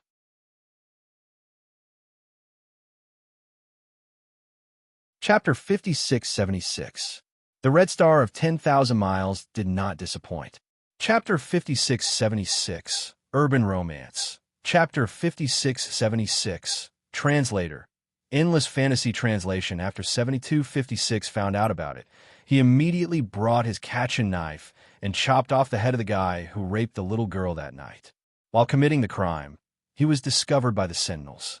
Since he had started it, he would go all the way. He killed a few of the Sentinels with his saber. If he had not discovered them early, he would have killed a few more with his saber. He was from Kachin, so the military was a little wary of him. After much consideration, they decided to hand him over to the police for murder. The local police chief was so worried that he couldn't sleep. If the military couldn't deal with someone so casually, the police couldn't deal with him either. It was fine if they killed him, but he was also a small leader of the Kachin people. If they didn't deal with him carefully, they would offend the entire Kachin people. According to the original plan, 7256 would be locked up at most. However, 7256 was not willing to be locked up by himself. He had been secretly thinking of ways to escape. This time, 7256 was the mastermind of the escape. Ma Gang, on the other hand, only started to make decisions after escaping. After she accepted Lena's job, all of her itineraries revolved around Burma, Laos, Vietnam, and Singapore. She was most familiar with the escape routes. The place she wanted to go the most was New Horse. Once there, she would change her escape route and return to Burma to continue working for General Min Lai. That was her plan. Number 5367 silence made Ma Gang uneasy. Friends, please prompt. Pay attention to the rest of your eyes after reading for a long time. 00 recommended reading. He was afraid that he would be betrayed by 5367. Kachin man number 7256 also did not want 5367 to go to Vietnam alone. He could go to Vietnam, but the prerequisite was that all 4 of them had to escape to Sima first. Once the 4 of them split up in Sinma, they would have nothing to do with each other in the future. Ma Gang saw that the other 2 had already targeted 5367. Her eyes flashed, and she came out to smooth things over. Okay. We are still together now. We can't have internal strife. If there were any difficult problems, they would have to wait until they reached Laos. Right now, we are standing on the Chinese side's territory. I'm sure the 3 of you have seen how difficult it is to deal with the Chinese armed police. If I had a second choice, I would definitely not enter China's territory. At the mention of the Chinese armed police, the tense atmosphere disappeared. Arms dealer 5367, whose eyes were gloomy, tightened his cheeks and sneered. go to Shima. It won't be too late to go to Singapore after we're out of China. Your route has to pass through the border town of the Chinese side. This is a small border town with a large number of armed police and narcotics officers stationed there. It depends on whether we can escape from the border town alive. The border city was their biggest obstacle. Whether or not they could reach Laos depended on whether or not they could escape through the border city. Ma Gang smiled even more charmingly and winked at the arms dealer 5367. My brother, the Chinese armed police first have to know that we are in their territory before they can arrest us. If they don't know anything, how do you think they can catch us? When 3237 heard this, he immediately went over. He was so close that he was about to stick to Ma Gang. He wanted to stick to Ma Gang, but Ma Gang reached out and pushed him away.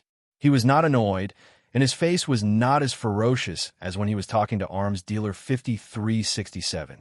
He asked with a smile, "Why do you say that? Why do you say that?"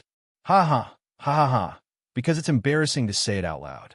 Think about it. Myanmar has always been strong in front of the Chinese. Our police and military all think that they're stronger than the Chinese. But have you heard of the news that 4 of the criminals in China's custody escaped at once? Ha, I haven't heard of such news from the Chinese side. But here in Myanmar, 4 felons escaped at once. We killed our way out until the police and military couldn't find us. Ha ha ha, how useless.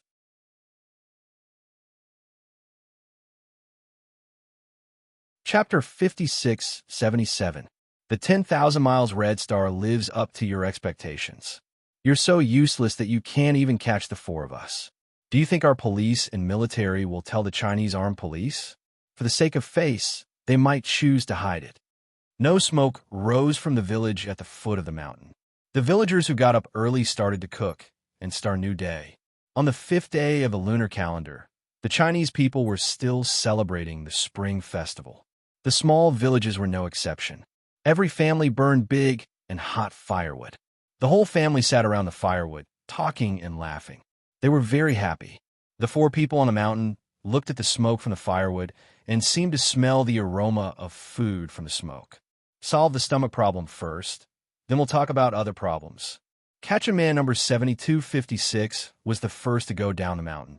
Murderer number 3237 followed closely behind, afraid that the other party would suddenly escape by himself. At this time, they were helping each other, but they were also on guard against each other. Everyone needed the other's help, but no one trusted the other. It took more than 2 hours to travel from the top of the mountain to the bottom of the mountain. At this time, every family in the village had finished their breakfast. A few children in traditional costumes were playing around the front and back of the house. They wore new clothes and new shoes, and their small faces had innocent and carefree smiles. They were playing hide-and-seek. One person would look for the other, and the rest would be caught. Murderer number 3237 came out from the tree. Take care of your eyes if you read for a long time. He slowly came out and looked around vigilantly. After confirming that there was no one around, he waved his hand and signaled the other 3 to come out. The 3 who received the signal came out one by one, and all of them leaned against a 2-story wooden house. They needed to steal some food and eat until they were full before continuing on their journey. They couldn't be discovered by the villagers here. If they were discovered, they would definitely be targeted by the Chinese armed police. You're so useless that you can't even catch the 4 of us. Do you think our police and military will tell the Chinese armed police? For the sake of face, they might choose to hide it. No smoke rose from the village at the foot of the mountain. The villagers who got up early started to cook and start a new day. On the 5th day of the lunar calendar, the Chinese people were still celebrating the Spring Festival. The small villages were no exception. Every family burned big and hot firewood. The whole family sat around the firewood, talking and laughing. They were very happy. The 4 people on the mountain looked at the smoke from the firewood mixed with the rain and fog. They seemed to smell the aroma of food from the smoke. We'll talk about other problems after we solve the stomach problem. The Catch-a Man with serial number 7256 was the first to descend the mountain, with serial number 3237 following closely behind, afraid that the other party would suddenly escape by himself. At this time, They were helping each other, but they were also on guard against each other. Everyone needed the other's help, but no one trusted the other. It took more than 2 hours to travel from the top of the mountain to the bottom of the mountain. At this time, every family in the village had finished their breakfast. A few children in traditional costumes were playing around the front and back of the house. They wore new clothes and shoes, and their small faces had innocent and carefree smiles. They were playing hide and seek. One of them would search while the rest would be captured. Serial number 3237 slowly came out from behind the tree and looked around vigilantly. After confirming that there was no one around, he waved his hand and signaled the other 3 to come out. The 3 who received the signal came out one by one, and all of them leaned against a 2-story wooden house. They needed to steal some food and eat until they were full before continuing on their journey. They couldn't be discovered by the villagers here. Once they were discovered, they would definitely be targeted by the Chinese armed police. They needed to steal some food and eat until they were full before continuing on their journey. They couldn't be discovered by the villagers here. Once they were discovered, they would definitely be targeted by the Chinese armed police.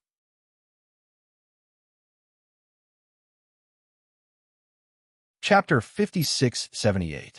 The 10,000 Miles Red Star Lives Up to Your Expectations. Chapter 5678. Suicide deep in the mountains. No matter what time it was, there was no hustle and bustle of the city. It was so quiet that even the crowing of a rooster could be heard by more than half of the village. Behind the moss-covered stone wall, there was no more sound as soon as the child's voice fell. Ma Gang, who had immediately crouched down, heard the sound, and his expression suddenly changed. He cursed in his heart. Oh no! He quickly bent down and climbed up the stone wall with nimble hands and feet. She saw bandit number 3237 grab the child's throat with one hand, trying to strangle the child to death. The child's legs were still struggling, and his eyes were wide open. This was a little boy who was no more than 5 or 6 years old. He was wearing a brand new national costume. His round little face was red from suffocation, and his life was about to disappear. Ma Gang quickly rushed over. 3237. You're courting death. Ma Gang slashed at 3237's arm, causing him to feel pain and have no choice but to let go. You killed a child here. Are you trying to tell the Chinese armed police that we passed by here? 3237 said ruthlessly. He saw me. I have to kill him. Stupid. Ma Gang quickly picked up the child. The child who was saved had regained his oxygen. His whole body curled up, and he coughed rapidly. Seeing that the child was fine, Ma Gang let out a long sigh of relief. The enemy she didn't want to face the most was not the police or military of her country, but the military of China. Please take note of the rest of your eyes after reading for a long time. These guys in military green uniforms were like wolves in the mountains. As long as they had their eyes on you, no matter how hard you tried to escape, you would not be able to escape from their palms. The mountains were high and the water was deep. They would still have a way to catch you. The first thing General Min Lai said to her was, if one day you're targeted by the Chinese armed police, find a place to kill yourself. Don't come back alive to see him. Even General Min Lai was afraid of the Chinese armed police. This showed how powerful these guys were. On the way out, she didn't want to face the Chinese armed police at all. And 3237, this stupid guy, actually wanted to kill a Chinese child. He even chose the stupidest way.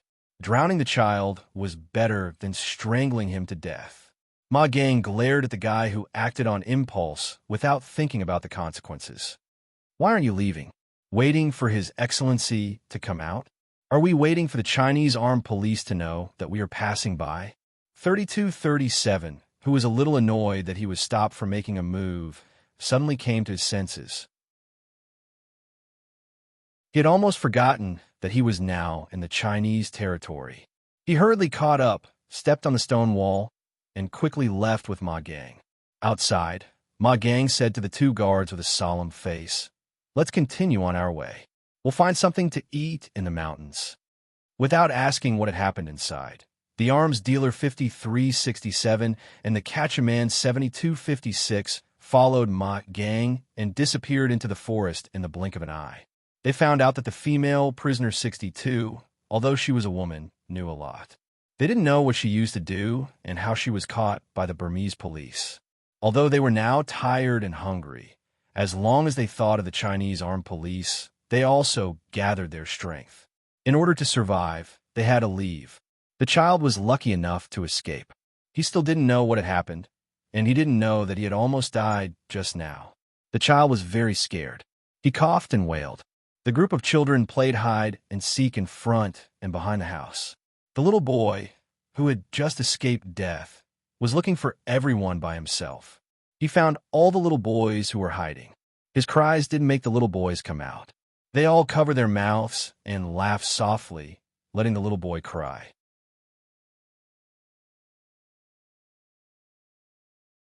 Chapter 56-79.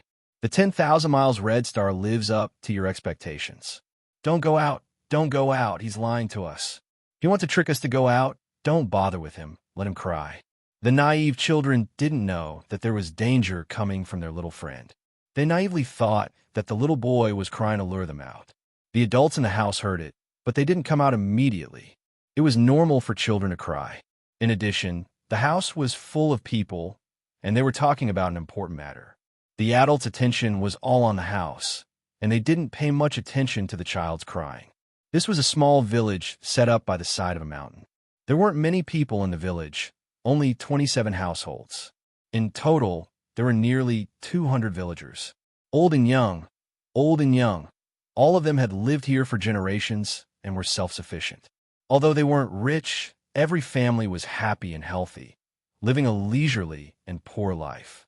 There were children who went to school, but there weren't many. The main reason was that there was a lack of information here, and the adults didn't think there was a difference between going to school and not going to school. In their eyes, going to school or not was the same.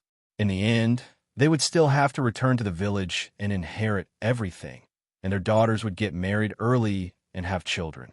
Take note of the rest of your eyes after reading for a long time. They had completed the biggest task of their lives. In the house, the voices of the adults were sometimes loud, sometimes long sighs, and sometimes silent. Occasionally, one could hear the sound of someone slamming the table. You guys, stop persuading me. You can see my family situation. I broke my leg, and I have to work at the beginning of spring. If the two of them go to school, who will take care of the family? No matter what you say, it's useless. I won't agree to let the siblings go back. One is 14, the other is 12. They can get married and have a wife. Why should they go to school? The male owner smoked a cigarette. When the honest and simple man was stubborn, he was even more stubborn than an old cow in the field. No one could persuade him. The female owner didn't have much right to speak. Seeing that her husband was a little emotional, she worriedly advised, "Don't be angry. Talk to the cadres properly. What do they want from our family? Talk to them properly." The female owner of the house, who had never gone to school and had never left the village, was simple and kind. She gently comforted him so that the atmosphere in the house would not be so stiff. On the 5th day of the 5th month, a group of grassroots cadres from the village administration came to visit the village named Kunabu-e. They were here to persuade the adults who had children in school to continue sending their children back to school after the new year. Every year, on the eve of school reopening, the grassroots cadres would travel across mountains and valleys to visit families so that the children could continue their studies after school reopened. Most of the adults would allow their children to continue going to school after being persuaded by the basic cadres. However, a minority of the adults would not listen to the advice at all. They would make their own decisions. Even if their children were willing to go to school, they would not agree. The grassroots cadre saliva was almost dry from all the talking, but they still didn't get a nod from this family. In the end, the adults in the family only had one sentence. The family is short of labor. The two children have grown up and are already adults. If they don't come back to help, they won't even know how to do farm work in the future. The family has no food, water, and clothes. It will be embarrassing to walk in the village. Due to the stubbornness of the male owner of the house, the few grassroots cadres had already been sitting in this house for more than 2 hours. When the grassroots cadres thought that there were still a few more houses that they needed to visit, they had no choice but to temporarily stop.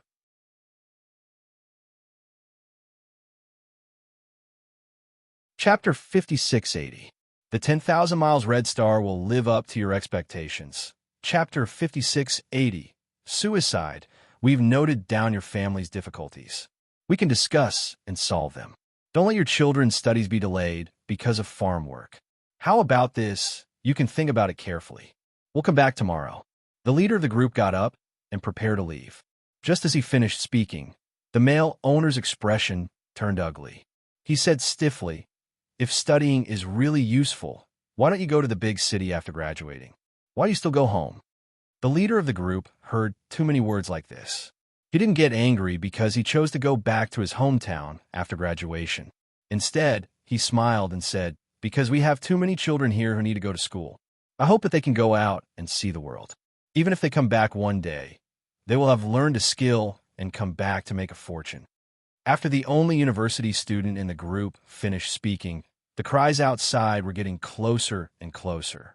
The scared little boy ran and cried, looking for his parents. When the mistress saw that her son was still crying, she thought that he had fallen somewhere. However, the little boy pointed at his neck and cried as he told the adults that someone was strangling his neck. He didn't know what else to say. He only knew that someone was strangling his neck. His neck was hurting even now. The adults knew that this wasn't a simple matter. Strangling someone's neck was a murder, especially when they saw the little boy's neck. Take care of your eyes if you read for a long time. Everyone was shocked by the green mark on the ground. The female owner carried her son, and the group went to the backyard of her house. There was no one in the backyard. The mountain was also quiet, as if nothing had happened. The young university student looked at the most experienced member of the group. This old man came forward and asked carefully. After finding out that the person who strangled the little boy was a stranger, he deduced that a stranger had entered the village. A stranger had entered the village. Some villagers suggested that they should bring tools to find the stranger and beat him up. He even came to their village to kill someone. How preposterous! The old man felt that something wasn't right. Even if it was a stranger, why would he kill a child who met him? It was very abnormal. Unless he doesn't want anyone to see it. The young college student analyzed the situation rationally. He couldn't show his face, so he secretly climbed over the wall. Little Bua saw him, so he wanted to kill Little Bua to hide himself. As for why he did not kill Little Bua after that, the college student did not know.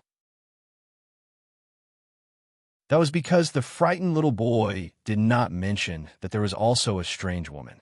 At that time, he was so frightened that he didn't notice that there was a strange woman beside him. Around 11 in the morning, the police station of the local government received a call. A stranger had sneaked into a village and was discovered by a little boy. The stranger tried to kill the little boy, but he did not kill the little boy. The basic cadres who entered the village found footprints at the scene, but they did not dare to destroy them. They kept the scene and waited for the police to arrive. The geographical location of the border city is special. There are primeval forests everywhere. There will always be some criminals who risk their lives to cross the border into our country and endanger the stability of our country. When the police received such a call, they would attach great importance to it. They would not just go through the motions. They would go over to ask a few questions, take a statement, and then leave it at that. This time, the police were even more cautious. We received a notice from the armed police that 4 felons who have killed countless people have entered our country. The armed police have been looking for them in the mountains, but there is no news so far.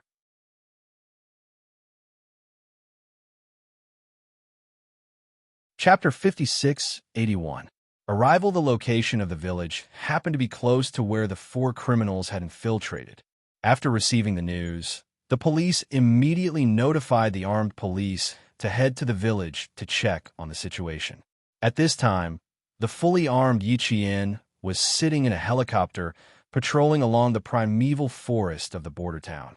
Below the helicopter was an undulating mountain range with no end in sight. On the helicopter, the sky was clear and the sun was shining brightly. The weather was so good that not a single cloud could be seen. At 11:36 in the afternoon, The helicopter crew received the latest news that a village had been infiltrated by strangers and a young boy had almost been killed. At 12:30, the helicopter arrived above the village. After circling around, it found a suitable spot for parachuting. The fully armed Yi Qian carried his parachute and jumped down skillfully from the sky. Immediately after, the 4 armed police jumped down with their parachutes. The 5 white umbrellas opened up and swayed like a huge flower. It didn't take long for them to reach their destination. The landing point wasn't very good. The large umbrella was easily caught by the branches and couldn't land safely. Yi Qian calmly adjusted his direction to maintain his balance. He pulled the large umbrella bit by bit and landed in the paddy field. It was still spring, so all the paddy fields were temporarily empty. There was no planting or plowing. When Yi Qian landed, he ran on the uneven paddy field for a while before stopping and landing safely. When his feet touched the ground, the large umbrella was already unhooked. Yi Qian quickly put away the parachute and signaled to the pilot on the helicopter that they had landed safely. She began to help the other 4 armed police officers put away their parachutes. After all the parachutes were put away, a rope was lowered from the helicopter. The parachutes were wrapped around the rope and slowly returned to the helicopter. The parachutes were too heavy and not suitable for Yi Qian and the other 4 armed police officers to carry. The armed police officer, Li Xian, was the one who had picked up Yi Qian at the airport. After the helicopter left, he smiled at Yi Qian and said, "Do you guys have to learn everything? You can even jump so smoothly with a parachute." Yi Qian, who was inspecting the weapons, laughed. "Yes, we have to learn all kinds of martial arts. We have to have more skills. Look, after learning this parachute jump, we immediately used it." "Haha, that makes sense. With more skills, I'll feel more confident." Li Xian put the rifle on her shoulder and took out the map from her pocket. She pointed at the map with her gloved hand and stopped smiling. When she spoke again, her voice was very serious. "The village is here. It's about a 10-minute walk." The paddy field was quite a distance away from the village, so they chose the nearest paddy field to land. The other 3 armed policemen had already finished checking their weapons.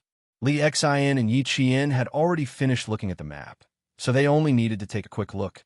Stepping on the soft soil of the fields, the group of 5 strode towards the village. The atmosphere in the village was somewhat tense. The simple and honest villagers had never thought that someone would sneak into their village and even want to kill a young boy. Now, all 27 families knew about this matter and were discussing it spiritedly. The police had not arrived yet. There was only a mountain road here. The car could only drive about 30 kilometers away. It would take some time to walk in. However, the grassroots leaders of the village government were not there. They were still in the villager's house where the stranger had sneaked in. The frightened young boy was sleeping on the bed. He was not sleeping very well. His small eyebrows were tightly knitted and his body twitched from time to time. The female owner was very worried and asked the elders in the village to give the child talisman water. These were some of the old habits in the village. The grassroots leaders could only watch and could not come forward to stop them. Mobile phone website. Tip: enter Panda Literature in the search engine and you'll find this website. Thank you. Chapter 5681, Panda Arrival.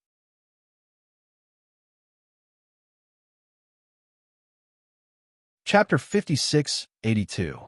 Difficult. The police who were still on their way into the mountains had already learned that 5 soldiers from the armed police had arrived at the village. The leading police officer instantly let out a sigh of relief. Finally, someone had entered the village. If the criminals were still around the village, they would feel more at ease with 5 soldiers guarding them. It was 32 kilometers into the mountains. Based on the calculation of 5 kilometers per hour, it would take 6 hours. They still had to hurry and not always rest. Therefore, the 6 police officers arrived at the village around 5 in the afternoon. They had no choice. They also wanted to be fast, but the conditions did not allow it. Even if they wanted to be fast, there was nothing they could do. This was not the only village deep in the mountains like this. There were many villages like this. They lived a life isolated from the rest of the world. This also caused the villagers to be simple and not have much vigilance. The police were most worried that the simple villagers would lead the wolf into the house and harm themselves in the end. This kind of thing had happened before. Knowing that the soldiers from the armed police had arrived, the leading old police officer's footsteps became lighter. The armed police have already sent 5 soldiers to the village. With them guarding the village, everyone can rest assured. The old police officer who had finished talking to the station said loudly. His expression was no longer as serious as before. Hearing this, the policemen all let out a sigh of relief. Their tense jaws were finally relaxed. They let out a breath and then took a deep breath. There was a slight smile on their faces. The armed police officers are still faster. We immediately rushed over when we received the call. By the time we reached the village, it would have been dark. They really came just like that. Haha, they have a helicopter. We don't have the conditions. We can only watch. When will we have a helicopter in the station? I guarantee that the speed of dispatch will be as fast as a rocket. The ones who spoke were the younger ones. They had been working for 3 or 4 years. The leading old police officer had been working for 12 years. Hearing this, he laughed and scolded. You guys sure know how to think. If the helicopter is in your hands, who will fly it? Once you enter the mountains, do you only take the helicopter and not go down? You also need to know how to parachute. Do you know how to do that? That's a completely unrealistic idea. Speaking of this, the young police officers felt a wave of sadness. That's right. They had the equipment, but they didn't know how to do it. The police force in the township government under the border town was limited, and the conditions were also quite limited. Sometimes, there were too many police officers, and there were no vehicles. Motorcycles and bicycles became the main means of transportation for the police. The policemen who were dispatched this time were riding motorcycles. 3 of them were on each motorcycle, and 1 of them was their own motorcycle. There were a total of 6 of them. They stepped on a muddy mountain road and crossed the mountains towards the village deep in the mountains. Traffic was blocked, and it was difficult to travel. Even news from the outside was difficult to get in. Therefore, the villagers here were used to working with their backs to the sky. There was nothing wrong with being cooped up in the mountains for a lifetime. On the contrary, they felt very comfortable, free, and unrestrained. The road in the mountains was very difficult to walk on, and it had been raining nonstop recently. The old policeman leading the way reminded the policemen behind him to pay attention to their feet from time to time and to hold on to the branches and shrubs to prevent their feet from slipping. After walking for a while, the soles of the 6 policemen's shoes were all stained with yellow mud. There were also yellow mud marks on their trousers. The bottom of their trousers were already wet.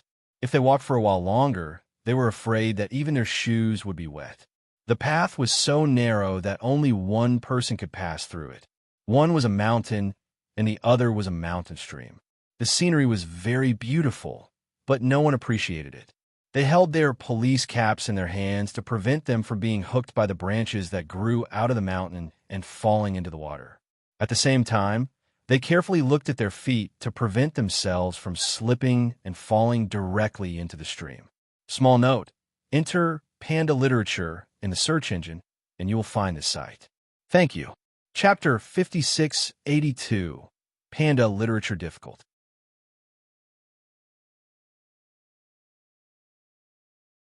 Chapter 5683. Forces the 6 police officers walked with great difficulty. They would occasionally use their satellite phones to contact the outside world so that their comrades could rest assured. Without the satellite phones, they would lose contact with the outside world. The signal in the mountains was not good. Even if they had an emergency phone, it could only be used as a watch. The only way to contact the outside world was through the satellite phone, which was more important than their lives. The satellite phones were in the hands of the younger officers. The older officers would occasionally remind them not to leave the satellite phones behind. If anything happened, they would not be able to contact the outside world. Yi Qian and the other 4 already knew that 6 police officers had entered the mountains. They each had a satellite phone, which was much better than the 6 police officers. The police officers were sent into the mountains after receiving orders. They would not face the criminals directly. Yi Qian and the other 4 had to face the criminals directly. If necessary, they would use force to kill the criminals. However, Yi Qian's mission was a little special. Although the Burmese side said that they could kill the 4 criminals who had escaped into China, Yi Qian had to bring one of them back alive. Ma Gang. Yi Qian had to bring Ma Gang back alive. She was now just an ordinary armed police officer. Her equipment and jungle camouflage were all provided by the armed police force. She was fully equipped from head to toe. The Burmese side told the Chinese armed police that if Yi Qian wanted to bring Ma Gang back alive, he could only use the identity of an armed police officer. As for General Min Lai, there was no way to bring him back and solve the problem in one go.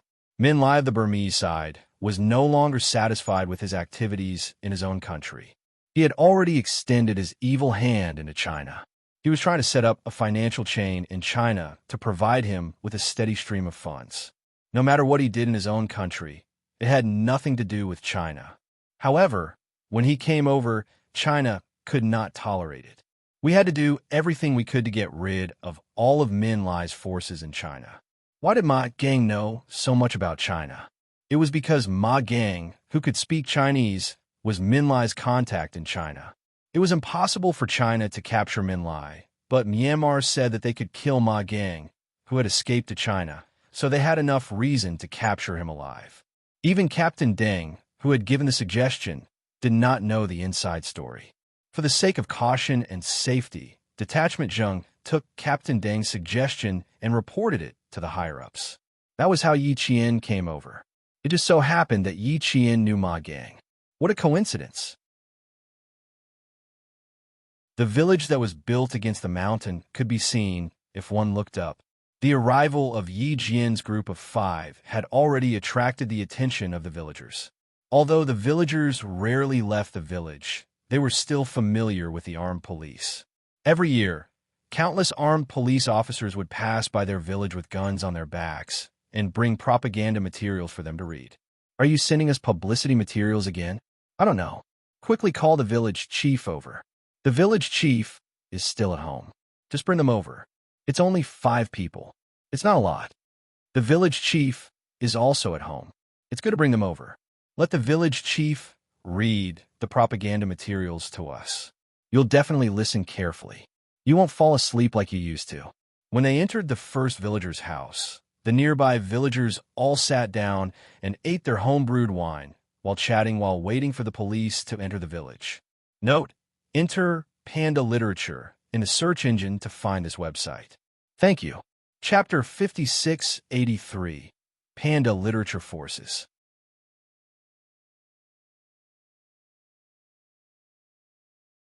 Chapter 5684. 10 years instead of the police, the armed police who patrolled the mountains every year during the spring festival arrived. After a few words, a middle-aged man wearing a traditional costume walked out of the house. Before he even got close, he started shouting from a distance. Yi Qian really didn't understand what they were shouting about, but the other armed police soldiers could understand. They were all from Yun province and could understand what the villagers were saying. His companion, Li Xian, was also from Yun province. When he heard this, he waved his hand and answered with a smile. He waved his hand again and again, but Yi Qian couldn't see it clearly. What did the villagers ask? Li Xian first waved his hand and then shook his head. Was he refusing something? Li Xian said a few more words, and the middle-aged man quickened his pace a lot. In the end, he ran as fast as he could. He asked us if we were here to bring promotional materials. Lu Wei translated for Yi Qian. Li Xian said no. They want to go to the hotel and asked this big brother to lead the way. Big brother said yes and ran all the way here. The middle-aged man ran over. The middle-aged men who were chatting in the room all stood up and came out. 2 women carrying children also came out of the room when they heard the noise. They didn't follow him. They just stood at the doorstep and watched. From time to time, they would say a few words, but no one knew what they were talking about. Yi Qian said in a low voice, "They're quite friendly to you all." Yes, in the past 10 years or so, our relationship has become closer and the commoners have become more and more familiar with us, so they don't reject us as much as before. In addition, we are all from a Yun province, so the commoners have even less scruples. Sometimes, when we were patrolling the village, the local people would invite us to sit in their houses. They would be happy even if we had to drink some water. Although it was only a few words, Yi Qian could tell that it had been difficult in the past. Rejection was a taboo for garrison troops. The slightest carelessness could lead to conflict with the local people. Once the situation went out of control, there could even be bloodshed. But now, she only saw the commoners' friendliness towards the warriors and no longer saw any rejection. Our relationship will get better and better in the future, and they will trust us more and more. Yi Qian asked again, every time you patrol the mountains, do you bring information into the mountains to publicize? Lu Wei nodded with a smile. Yes, we always bring information with us every time we go on patrol. It's about drug prohibition, disaster prevention, national news, and so on. We even bring newspapers. Before the mid-90s, there were no literate people in the village. We would even send someone to stay behind and read it once before asking the villagers questions. We would only leave after making sure that the villagers had memorized it. There's no need for that now. There are more and more literate people in the village. Most of them are children who have gone to school. After the patrolling armed police enter the village, the propaganda materials will be handed over to the village's cadres. The cadres will then hold a general meeting and let the literate children stand in the middle of the big drying field. They will read the propaganda materials word by word. After reading it a few times, all the children will remember it. This is also a big change in the village. Although it's not as good as outside, we all believe that in another 10 years, all the children in the village will be able to read and read. In another 10 years, Yi Qian thought about how life would change in another 10 years. It could be described as changing with each passing day. 10 years ago, they would never have imagined that their country would have changed so much 10 years later. The middle-aged man walked over and enthusiastically shook hands with the 5 armed police officers. When he shook hands with Yi Qian, he was slightly surprised. There were countless patrolling armed police officers in the village, but this was the first time he had seen a female armed police officer. Tip: enter Panda Literature into the search engine and you'll find this website. Thank you. Chapter 5684. Panda Literature 10 Years.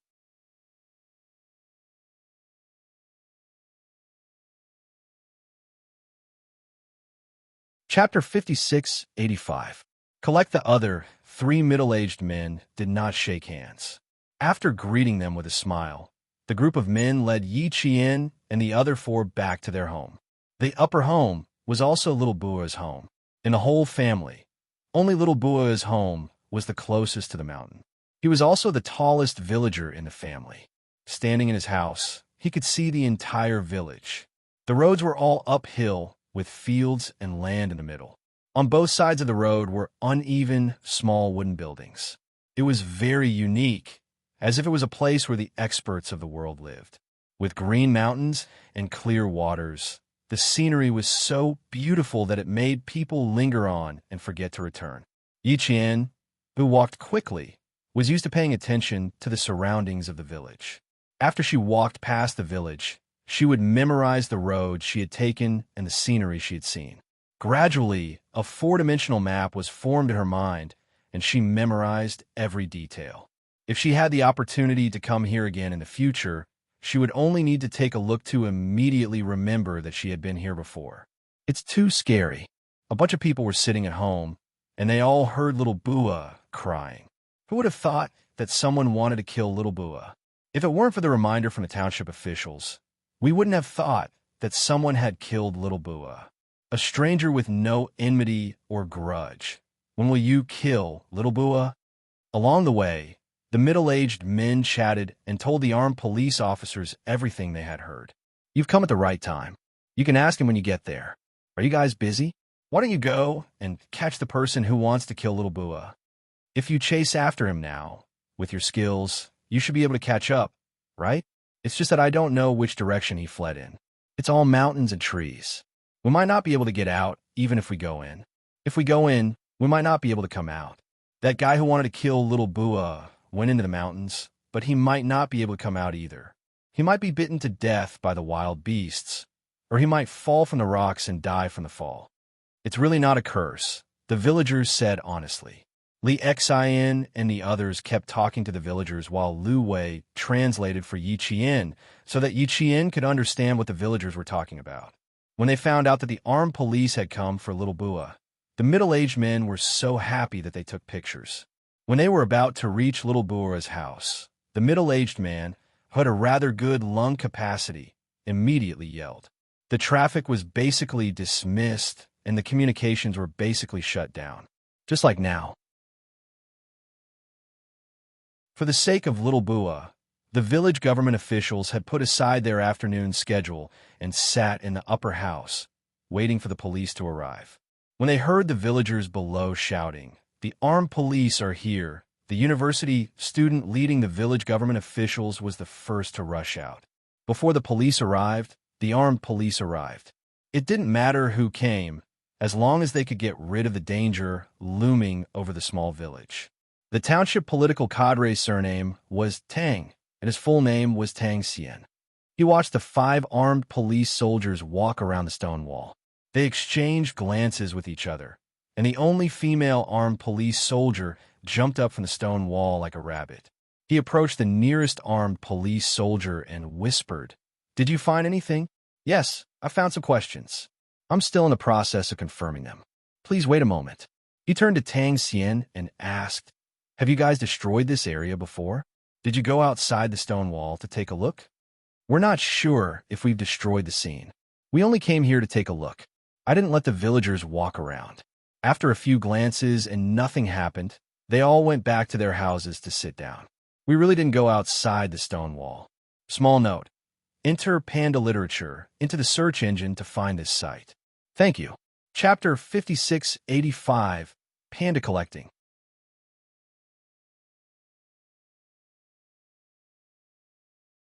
Chapter 5686. The Red Star of 10,000 Miles did not disappoint.